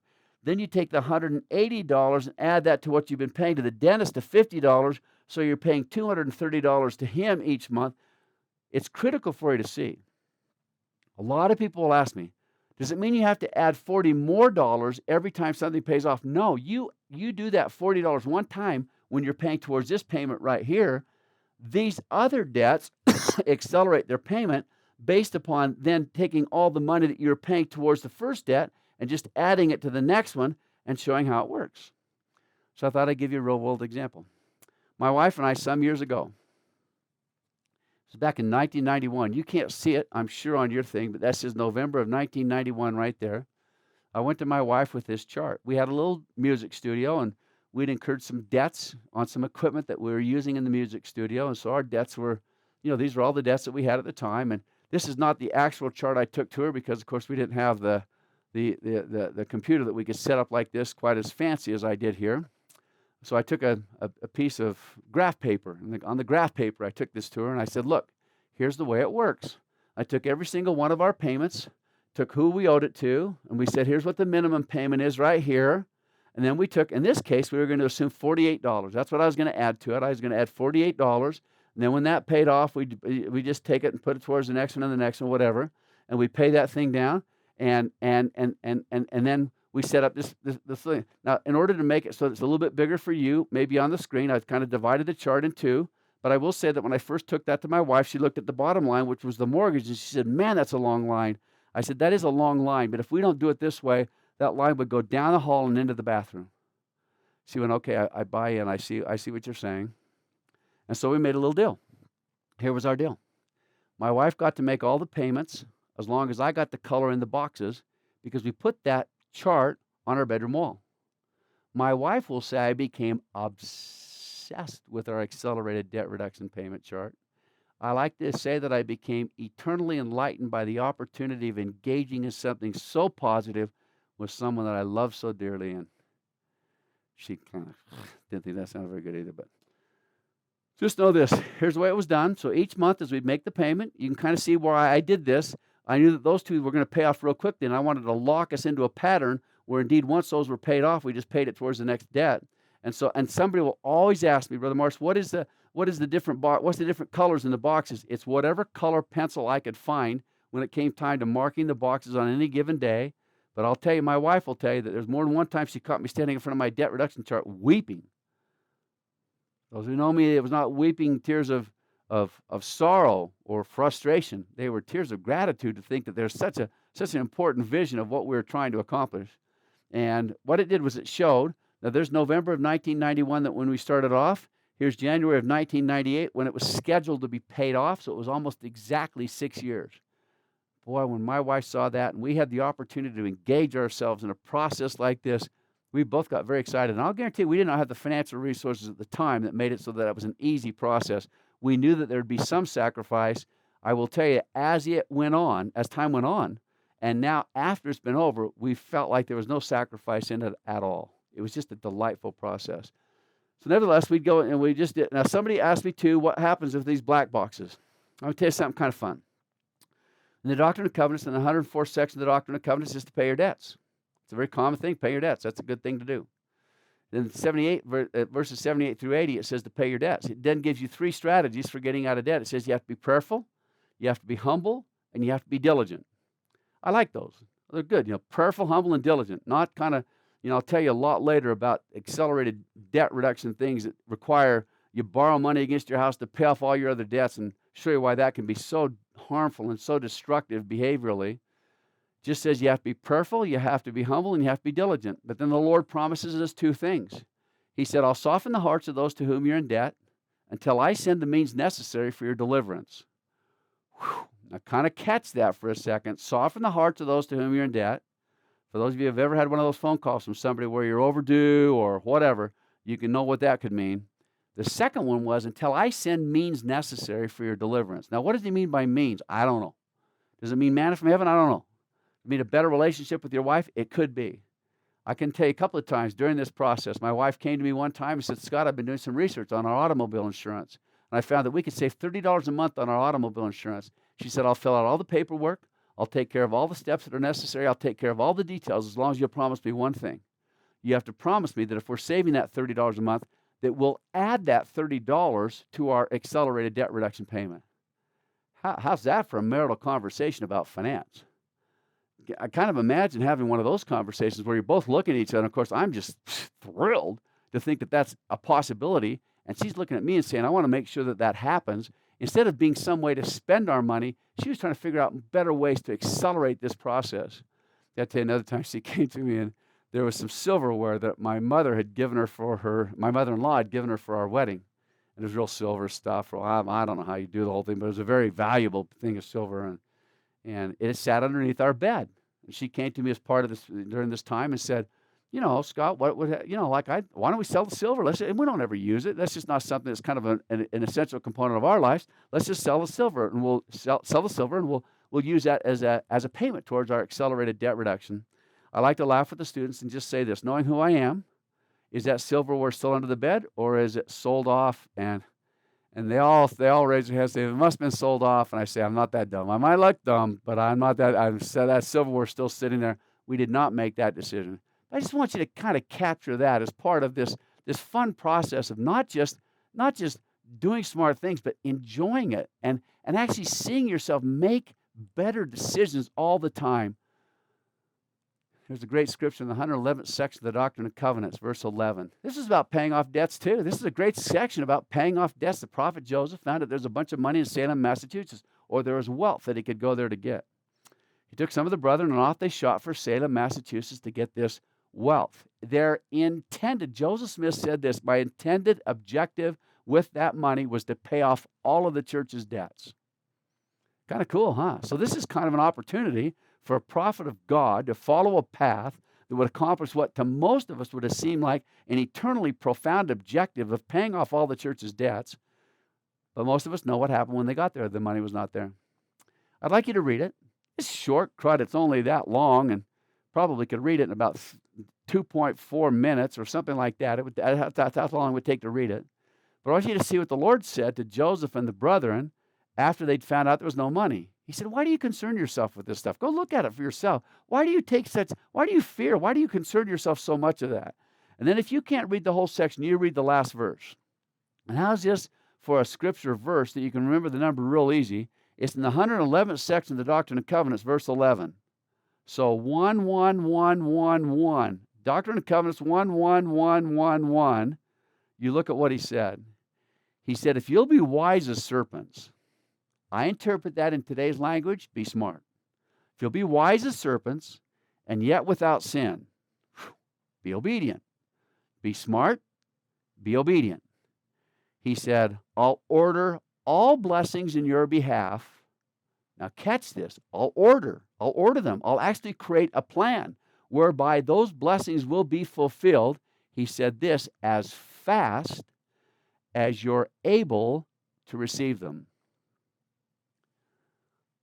Man, shut off your system again. Read that verse. Consider for yourself this possibility. He wants us out of debt so much. He wanted the prophet out of debt. But he wanted to do it based upon that verse that he said back in the 104th section. We do it with wisdom, and we do it with discipline. We do it with humility. We do it with prayer. We do it with the understanding that indeed we can be blessed a great deal by a Heavenly Father that loves us dearly and wants to make sure that we get out of debt. Imagine what that meant to the prophet when he read that. Imagine what it could mean to you. Before you go to sleep tonight, you imagine what it means to feel like the prophet could indeed, and that the Lord could indeed bless you with the things that we're talking about, if indeed you're willing to follow this very simple formula that we've discussed. So watch what happens as we do this. I wanted to tell you what happened to this debt right here. It was after 1, 2, 3, 4, 5, 6 months into the process. 6 months into the process, I got a phone call. This individual said, you got a debt to us. It doesn't show the actual balance here. It was about $7,200, something like that.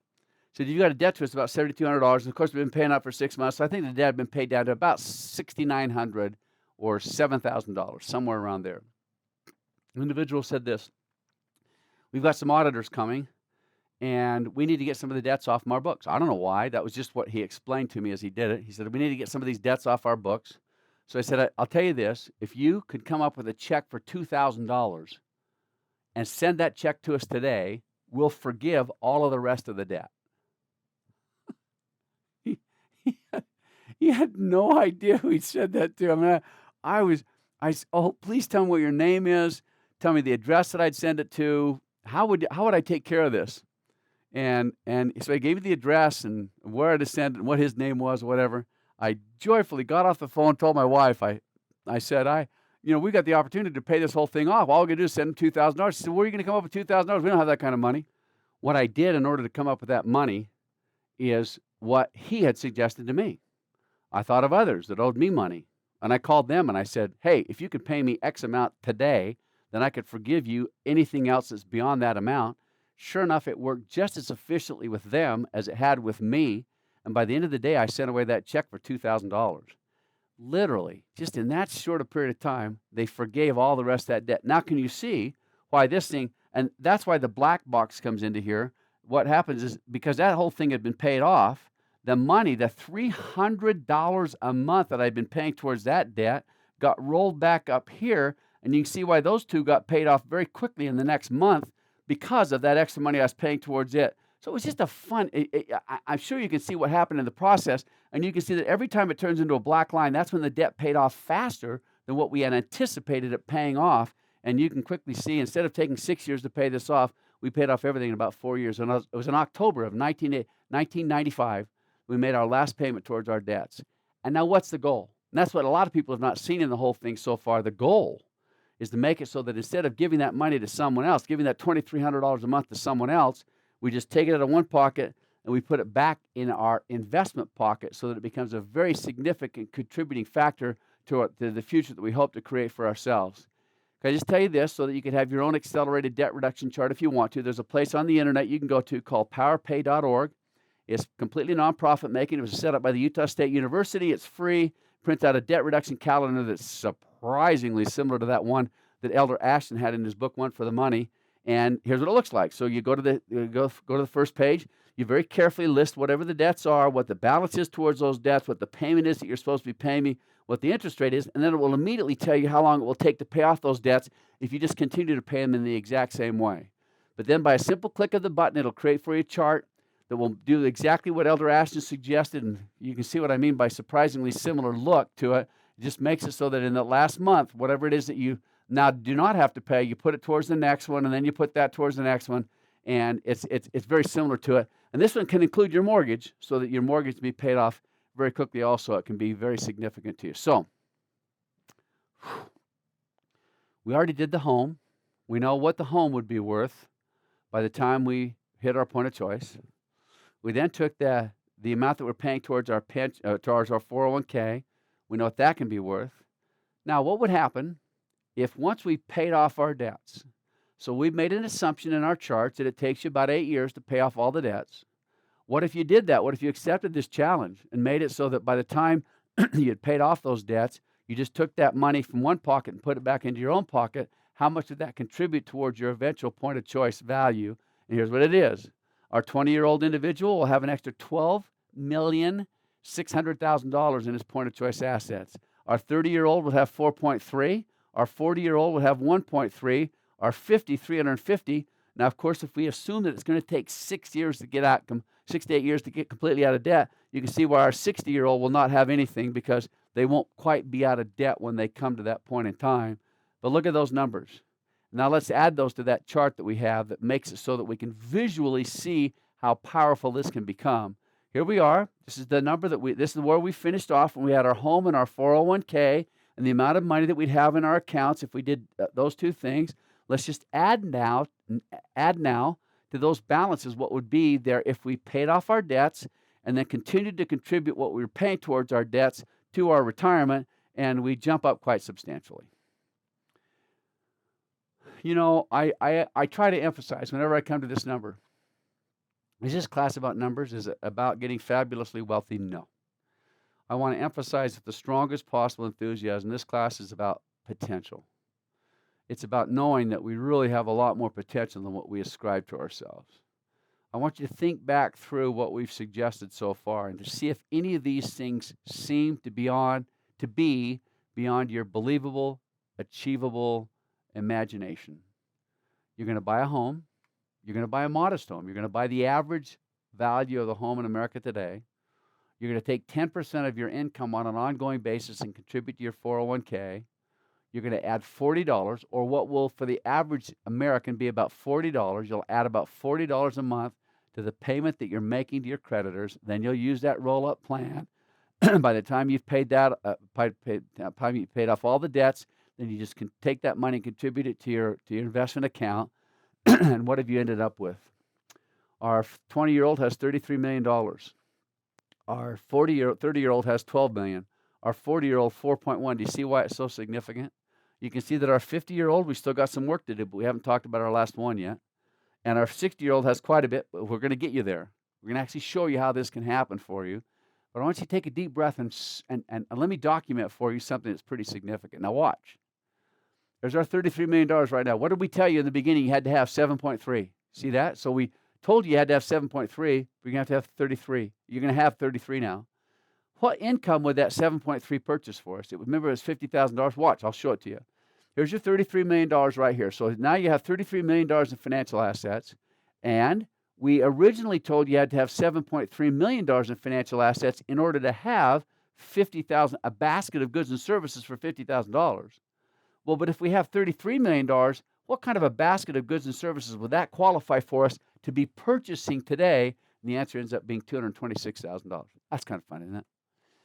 That I hope there'd be one or two of you that would kind of like have an Albert Einstein moment at that point and shut off the computer and say, "Wow, I love compound interest because it provides for the systematic accumulation of wealth on a long-term basis, just if you know the formula and you work the formula the way that you're supposed to work it, what can it mean to you? I think those numbers. Now remember, it's not about the number. It's about the potential that you have if you do this thing correctly. And it's about knowing that anybody can do it. You don't have to be a highly compensated executive or take a lot of risk. You for yourself say, can I imagine myself? Does that kind of fit into my believable, achievable complex? Can I actually imagine myself buying a home, contributing 10% to my 401k, and putting an extra 1% of my income towards my debts, and then living by that formula? Some people ask me this. I want to make sure you understand. Some people say, but does that tell you, Brother Marsh, that you would never put any more money? I mean, you'd never take on any other debt? I want you to just know that I want you to go back to the chart that we originally started with, the debts that were actually there. And all I'm suggesting to you is you take those debts and you take those debt payments off in the way that we've described here. Does it assume that you'll never take out another debt? No, it doesn't. I think there's a chance that you might take out another debt or two in your life. And I want you to feel like and to have the comfort of knowing that this is not about some kind of a straitjacket that somebody gets poured into, that they're going to live for the rest of their life in abject poverty because of the goals that they've established for themselves. I think you'll find that it's very comfortable to live within this formula, and it's the formula, it's the belief, and it's the long-term vision of what you'd be doing with your point of choice that ultimately creates the energy that's necessary to accomplish the task. Now, after we've done everything else, we come to our last one. The one refers to something that we refer to as million-dollar choices. I have to first tell you that our second class is entirely about million-dollar choices. So we're going to get into much more detail about what a million-dollar choice is, about what some of the potential million-dollar choices can be, about how gigantic of an impact it can mean in our future when we dedicate ourselves and remember what it's about to do these. But for right now, I'll just kind of give you a brief overview so you'll see how it fits into our picture. What is a million-dollar choice? A million-dollar choice ultimately is just a small choice. What is today a small choice? That as we make those choices, we create for ourselves lifetime options. And those lifetime options are created because we've not only made the choice today, but we continue to enjoy the benefits of making that choice over a long period of time, as we'll describe. And here's what we'd like to do as part of our consideration with these choices. And my question becomes, what if you made a choice each year that would allow you to save an additional 1% of your income in these investments that we've talked about? We do that through something that we in our classes refer to as life reserves. And of course, the reserve is an acronym, and an acronym stands for this. What we're trying to do is this. We're trying to find recurring expenses. So an expense that is replicated more than once. So I'm saving money on a phone bill. I'm saving money on a magazine subscription. I'm saving money on something else that I'm doing. If I could find those recurring expenses, why recurring? Because if we can find it one time, we can make the decision to change that expense or change that way that we're receiving income. Then we have it go into our 401k. Of course, that's what comes up. We're going to have recurring expenses that we choose not only to save, but we're going to, and here's the key indicator, is that we invest it. There's a lot of people that save money in a lot of different ways, but if you don't invest that in some way, if you just go spend it on something else, you saved money because you took in a coupon or you found some kind of a value discount that you qualified for. It's great to do those things, but unless you actually then take the money that you saved and invested it, and in this case, we want to save it in the right vehicle. And we're going to define as the right vehicle, the 401k. If we could do that, what we're asking is if we could do that once each year for 5 years. So our illustration here is just this, for the first 5 years. So this year we start off, hopefully you have the possibility of starting at the 10% that we've talked about with our 401k. And then we're going to then show you what would happen to that long-term value that we've calculated for you if you then each year found one of these million-dollar choices. And please suspend judgment. As you first hear it, you just think, wow, that sounds like a lot of money. But wait till you see how you can do this and how simple it can become to you. Here's what will happen. Here's our million-dollar choice. Here's the age. We've done this chart before. There's our assumptions, the exact same assumptions that we've made before. We just say this. Our 20-year-old, by simply making $1 million choice this year, Just so this year we find $1 million choice, and then each year for the next 5 years, we find a $1 million choice that we can add to our 401k income, a 401k balance. It will increase our point of choice assets by $4.5 million. Our 30-year-old, it would increase by 1.4. Our 40-year-old by 410,000. Our 50-year-old by $100,000, and our 60-year-old even $10,000 additional that it would put into our net worth by doing that. Let's see what it adds up to. Let's see what it does on our chart. Remembering, of course, for right now, there's a lot of questions you have about the $1 million choice. Let's just give it the chance to go through our second major section that we'll do with our classes, and then you'll know a lot more about what they are. Right now, look at what it does to our chart. Here is our chart after we've done our accelerated debt reduction. So all we've done so far is done we've purchased a home. We've done our 10% to our 401k. Then we've done our 1% to our accelerated debt reduction. Now we're going to add to it. So here's the chart that we had. Now we're going to add to it. What would it increase it if we did that 1% $1 million choice each year for 5 years? And you can see where now it makes the numbers look obviously very exciting. Our 20-year-old's got $37 million potential. Remember, I'm going to still continue to emphasize potential. It's not about the big number. It's just about all the huge potential that we have in this. Our 30-year-old would have $13 million by their point of choice. Our 40-year-old, $5 million. You can see how well it works. I got one more thing I want to talk about. I really would love to just pause and appreciate and enjoy what a $1 million choice can mean to each one of you, and how easy it's going, how efficient it will be to make those $1 million choices once you know how to make them. And you know how the future is going to significantly decrease the expenses of many of the things that we're spending our money on right now. And we'll talk about that when we get a chance. I hope that you capture with imagination what it can mean to you. I want to add one more thing to our chart. As we started our lectures today, we asked ourselves this question, or we made this observation: we need to have assets worth $7.3 million. We did that because we said if you could, as a 20-year-old, now you can type in there your own number, but as a 20-year-old, they had to have $7.3 million in assets. And we said if you did that, that would generate for you income of $50,000, or what is today worth a basket of goods and services worth $50,000. So it would give you $50,000 today, of what it costs today for a $50,000 basket of goods and services for that number. Well, what's the problem? We've got two more obvious sources of income that in one case everyone qualifies for, and in the other case a lot of people qualify for, that when they make the promise to us, they'll make that promise as an income number. Here's an example.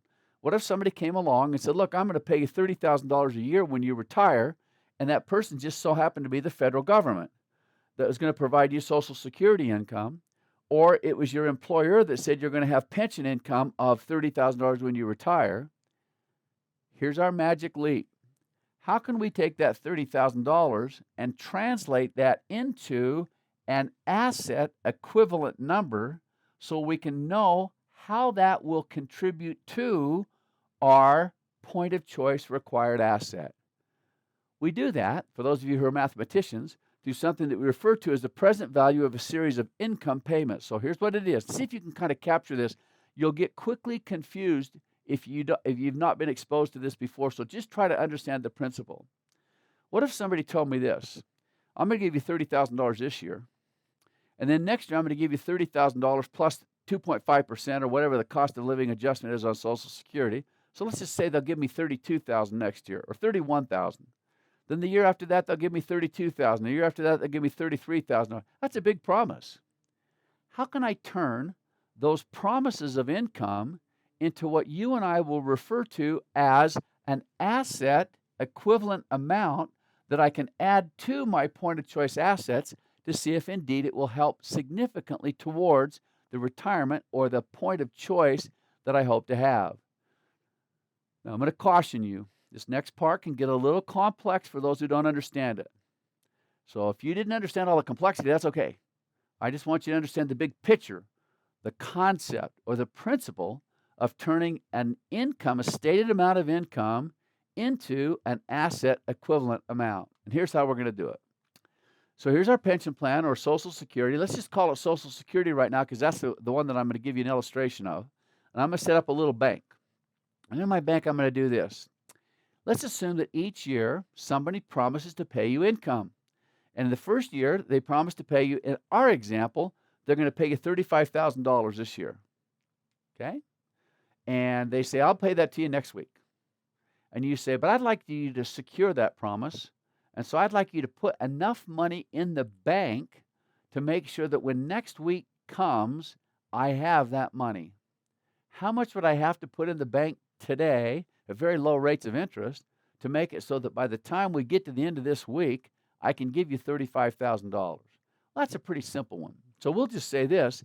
You got to take $35,000 today and put that in the bank to make sure that at the end of the week. So we call that securing the promise or guaranteeing the promise to put that amount of money in the bank. So let's just put that in the bank. Now let's say this.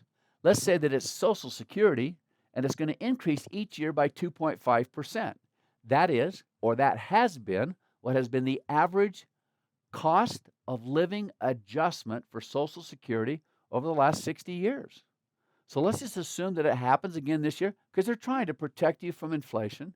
So let's assume that it's going to happen this year, and instead of giving you $35,000 in year 2, they're going to give you $35,875.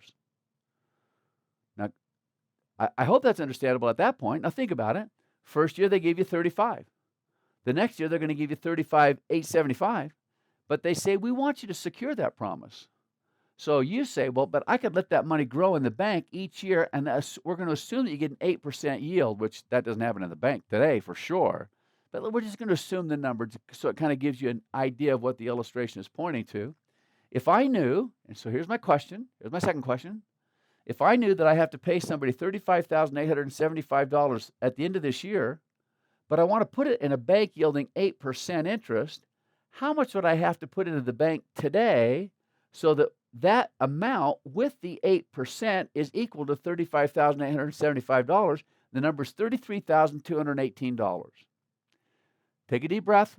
I warned you before we started talking about it. For those of you who have never seen this before, it couldn't get a little complex. But see if you can make these 3 gigantic leaps.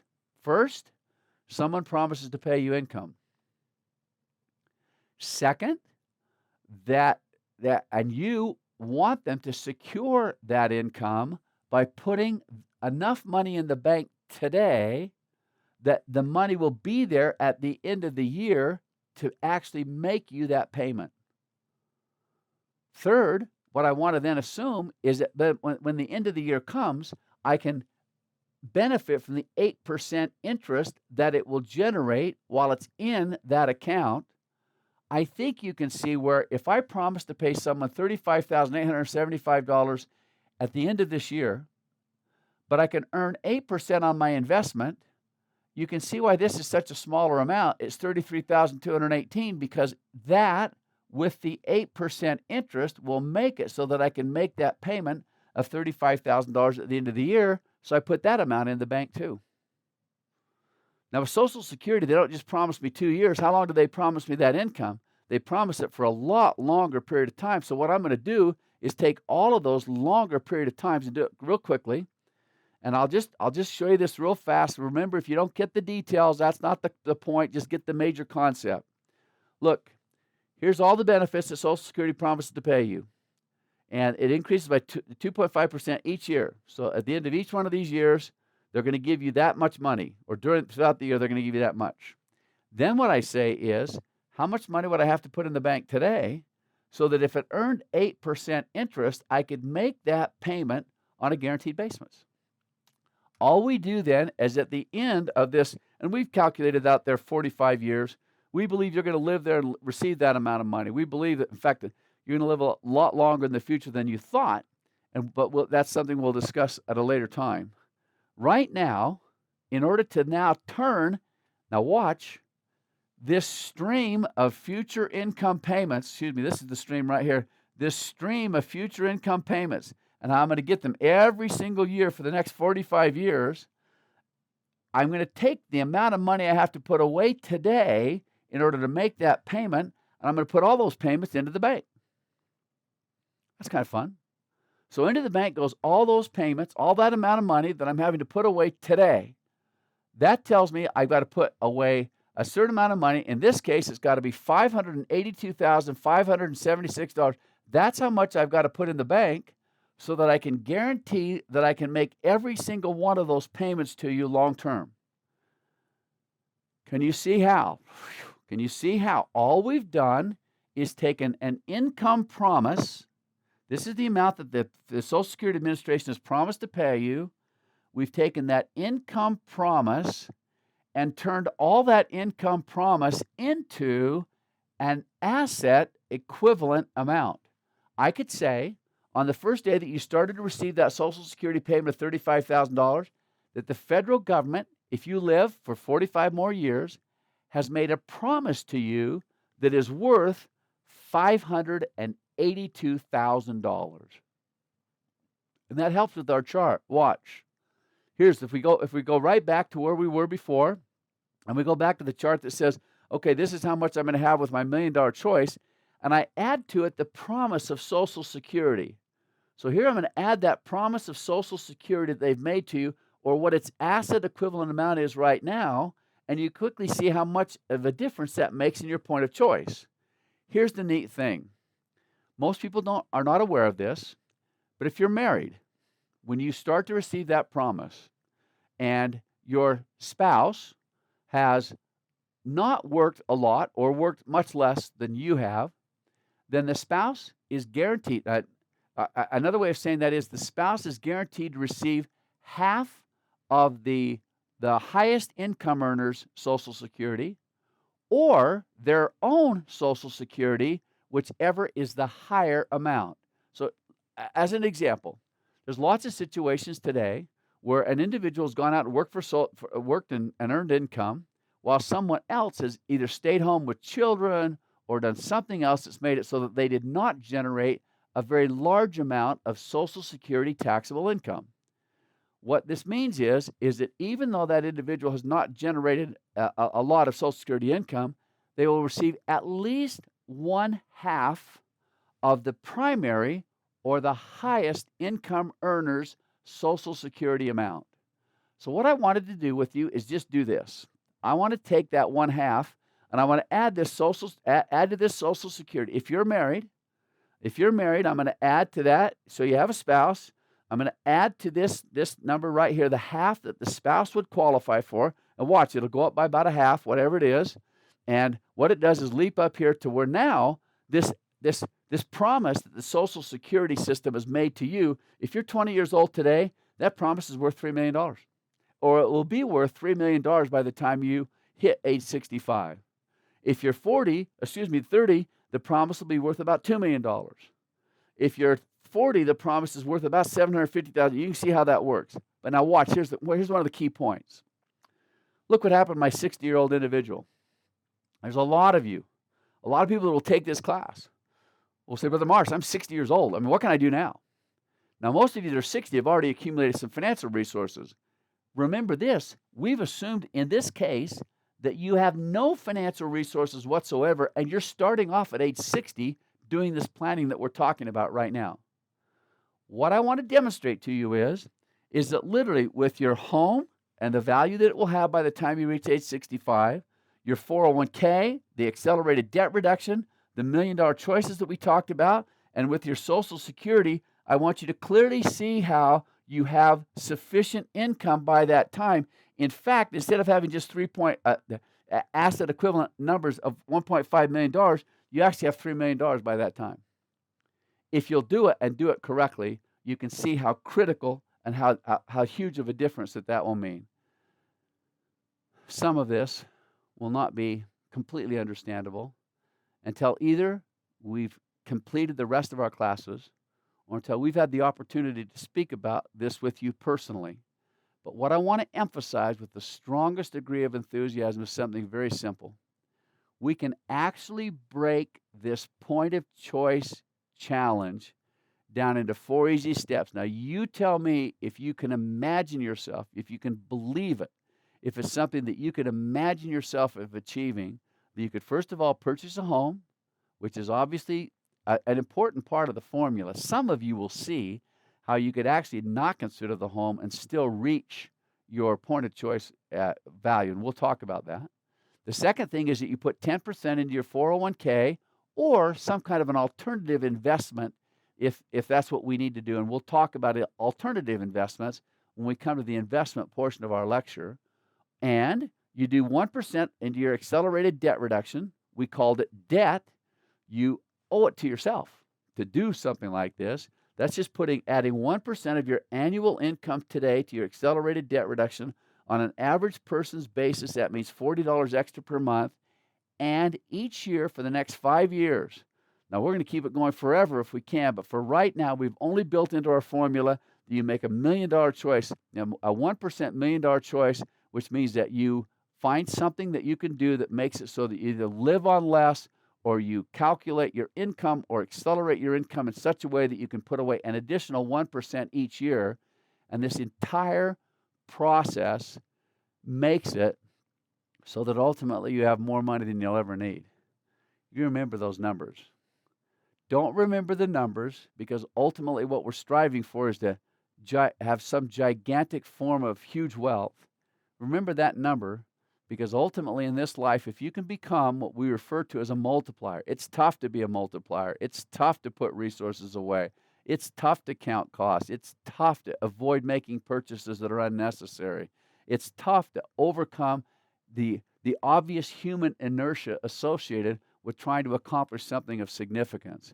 But I hope you can see in the formula a believable path, something that you could actually achieve yourself, and know that if you're willing to stick with that. The sad thing is people don't stick with it.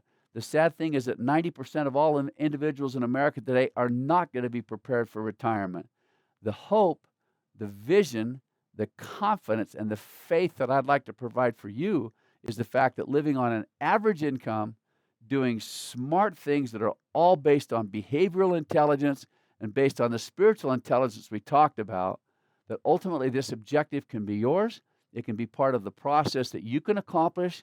And then with the other steps that we'll take as we go through the rest of the class, you'll quickly see that this is something that truly can be part of your future, and it can only make it so that the future is established for you in the same way that it was in the 111th section of the Doctrine and Covenants when we talked about it. As you take each of these steps, as you make yourself better able to accomplish one step, the opportunity, the vision, the potential, the innovations that will come to you as it results from the steps that you've taken will make it so that not only will this process become achievable, this can become an important and dynamic part not only of just having a large resource, but of also making it so that you make yourself available to those blessings that will never be possible if you don't take those first steps. Before the Lord put Adam and Eve on this earth, this is surprising to most people. What was the very first commandment? Now, of course, you put that in context of which one's the most important, that's different. What's the very first one that was ever stated? And if you go back to the book of Genesis, you'll find out that long before Adam and Eve even got to the earth, the Lord talked about multiplying and replenishing. Some people, and I think it's very acceptable, I tell my students at BYU why it's very important to understand that multiplication as indeed a tool of having more children. I think that's a very bold, noble, and desirable objective. I'd like to just consider one other possibility. It's in the 17th chapter of Luke. I want you to go look at the nobleman in the vineyard. And the nobleman in the vineyard, what they did was that as the nobleman left the vineyard, or the lord of the vineyard left the vineyard, he left some of the servants with some money. Now, it's been called talents, it's been called lots of things, but if you look right there in Luke 17, they use the word money. He left them with some money. And when he came back, after a period of time being away from the vineyard, he asked them what they'd done. He asked the first, "What have you done with that money that I gave you?" He said, and the servant replied, "I multiplied it tenfold." Wow. What did the Lord of the vineyard say? He said, "Well done, thou good and faithful servant." And instead of promising him more, he simply said, "Have thou authority over 10 cities." I love to tell my students this. What would it mean if somehow the process that we're talking about is not just somehow having a lot for yourself? What if it meant that the Lord of the vineyard would like to make it so that those who get good at multiplying resources for themselves are then put in a position where they can help others be inspired to multiply for themselves or to even multiply in behalf of those, as Mosiah chapter 4 tells us, that there will always be those who cannot do it for themselves. There will always be those who need to have help. And wouldn't you like to be one of those that the Lord of the vineyard could rely on to put in positions of authority so that you too could share this with other individuals? To the second laborer, he said, "What did you do with it?" He said, "I multiplied it fivefold." "Well done, thou good and faithful servant. Have thou similarly authority over 5 cities." To the third, he asked, "What did you do with it?" He said, "I buried it." Asked him why he buried it. He said, "Because I feared." How many? When things start to get tough, when those talk news channels start to get you sufficiently fearful and sufficiently concerned about the future, will suddenly pull everything out, get excited, maybe just grab the basic gear and think that somehow you're going to hunker down. I'll tell you, the prophets are replete with information and advice today that says to have confidence, to move forward with confidence, move forward knowing that we've been given the opportunity to be great multipliers. As you become a great multiplier, and can I just suggest to you that those steps that we've talked about here, I believe, follow the path that not only we would suggest is a good idea financially, but what I could document through the scriptures, through the prophetic utterances, and through everything else that we've been given, might just be the way heaven would have us multiply resources in such a way that we can not only be available to make expansive and innovative decisions, but also make those in behalf of other people. This is a great process.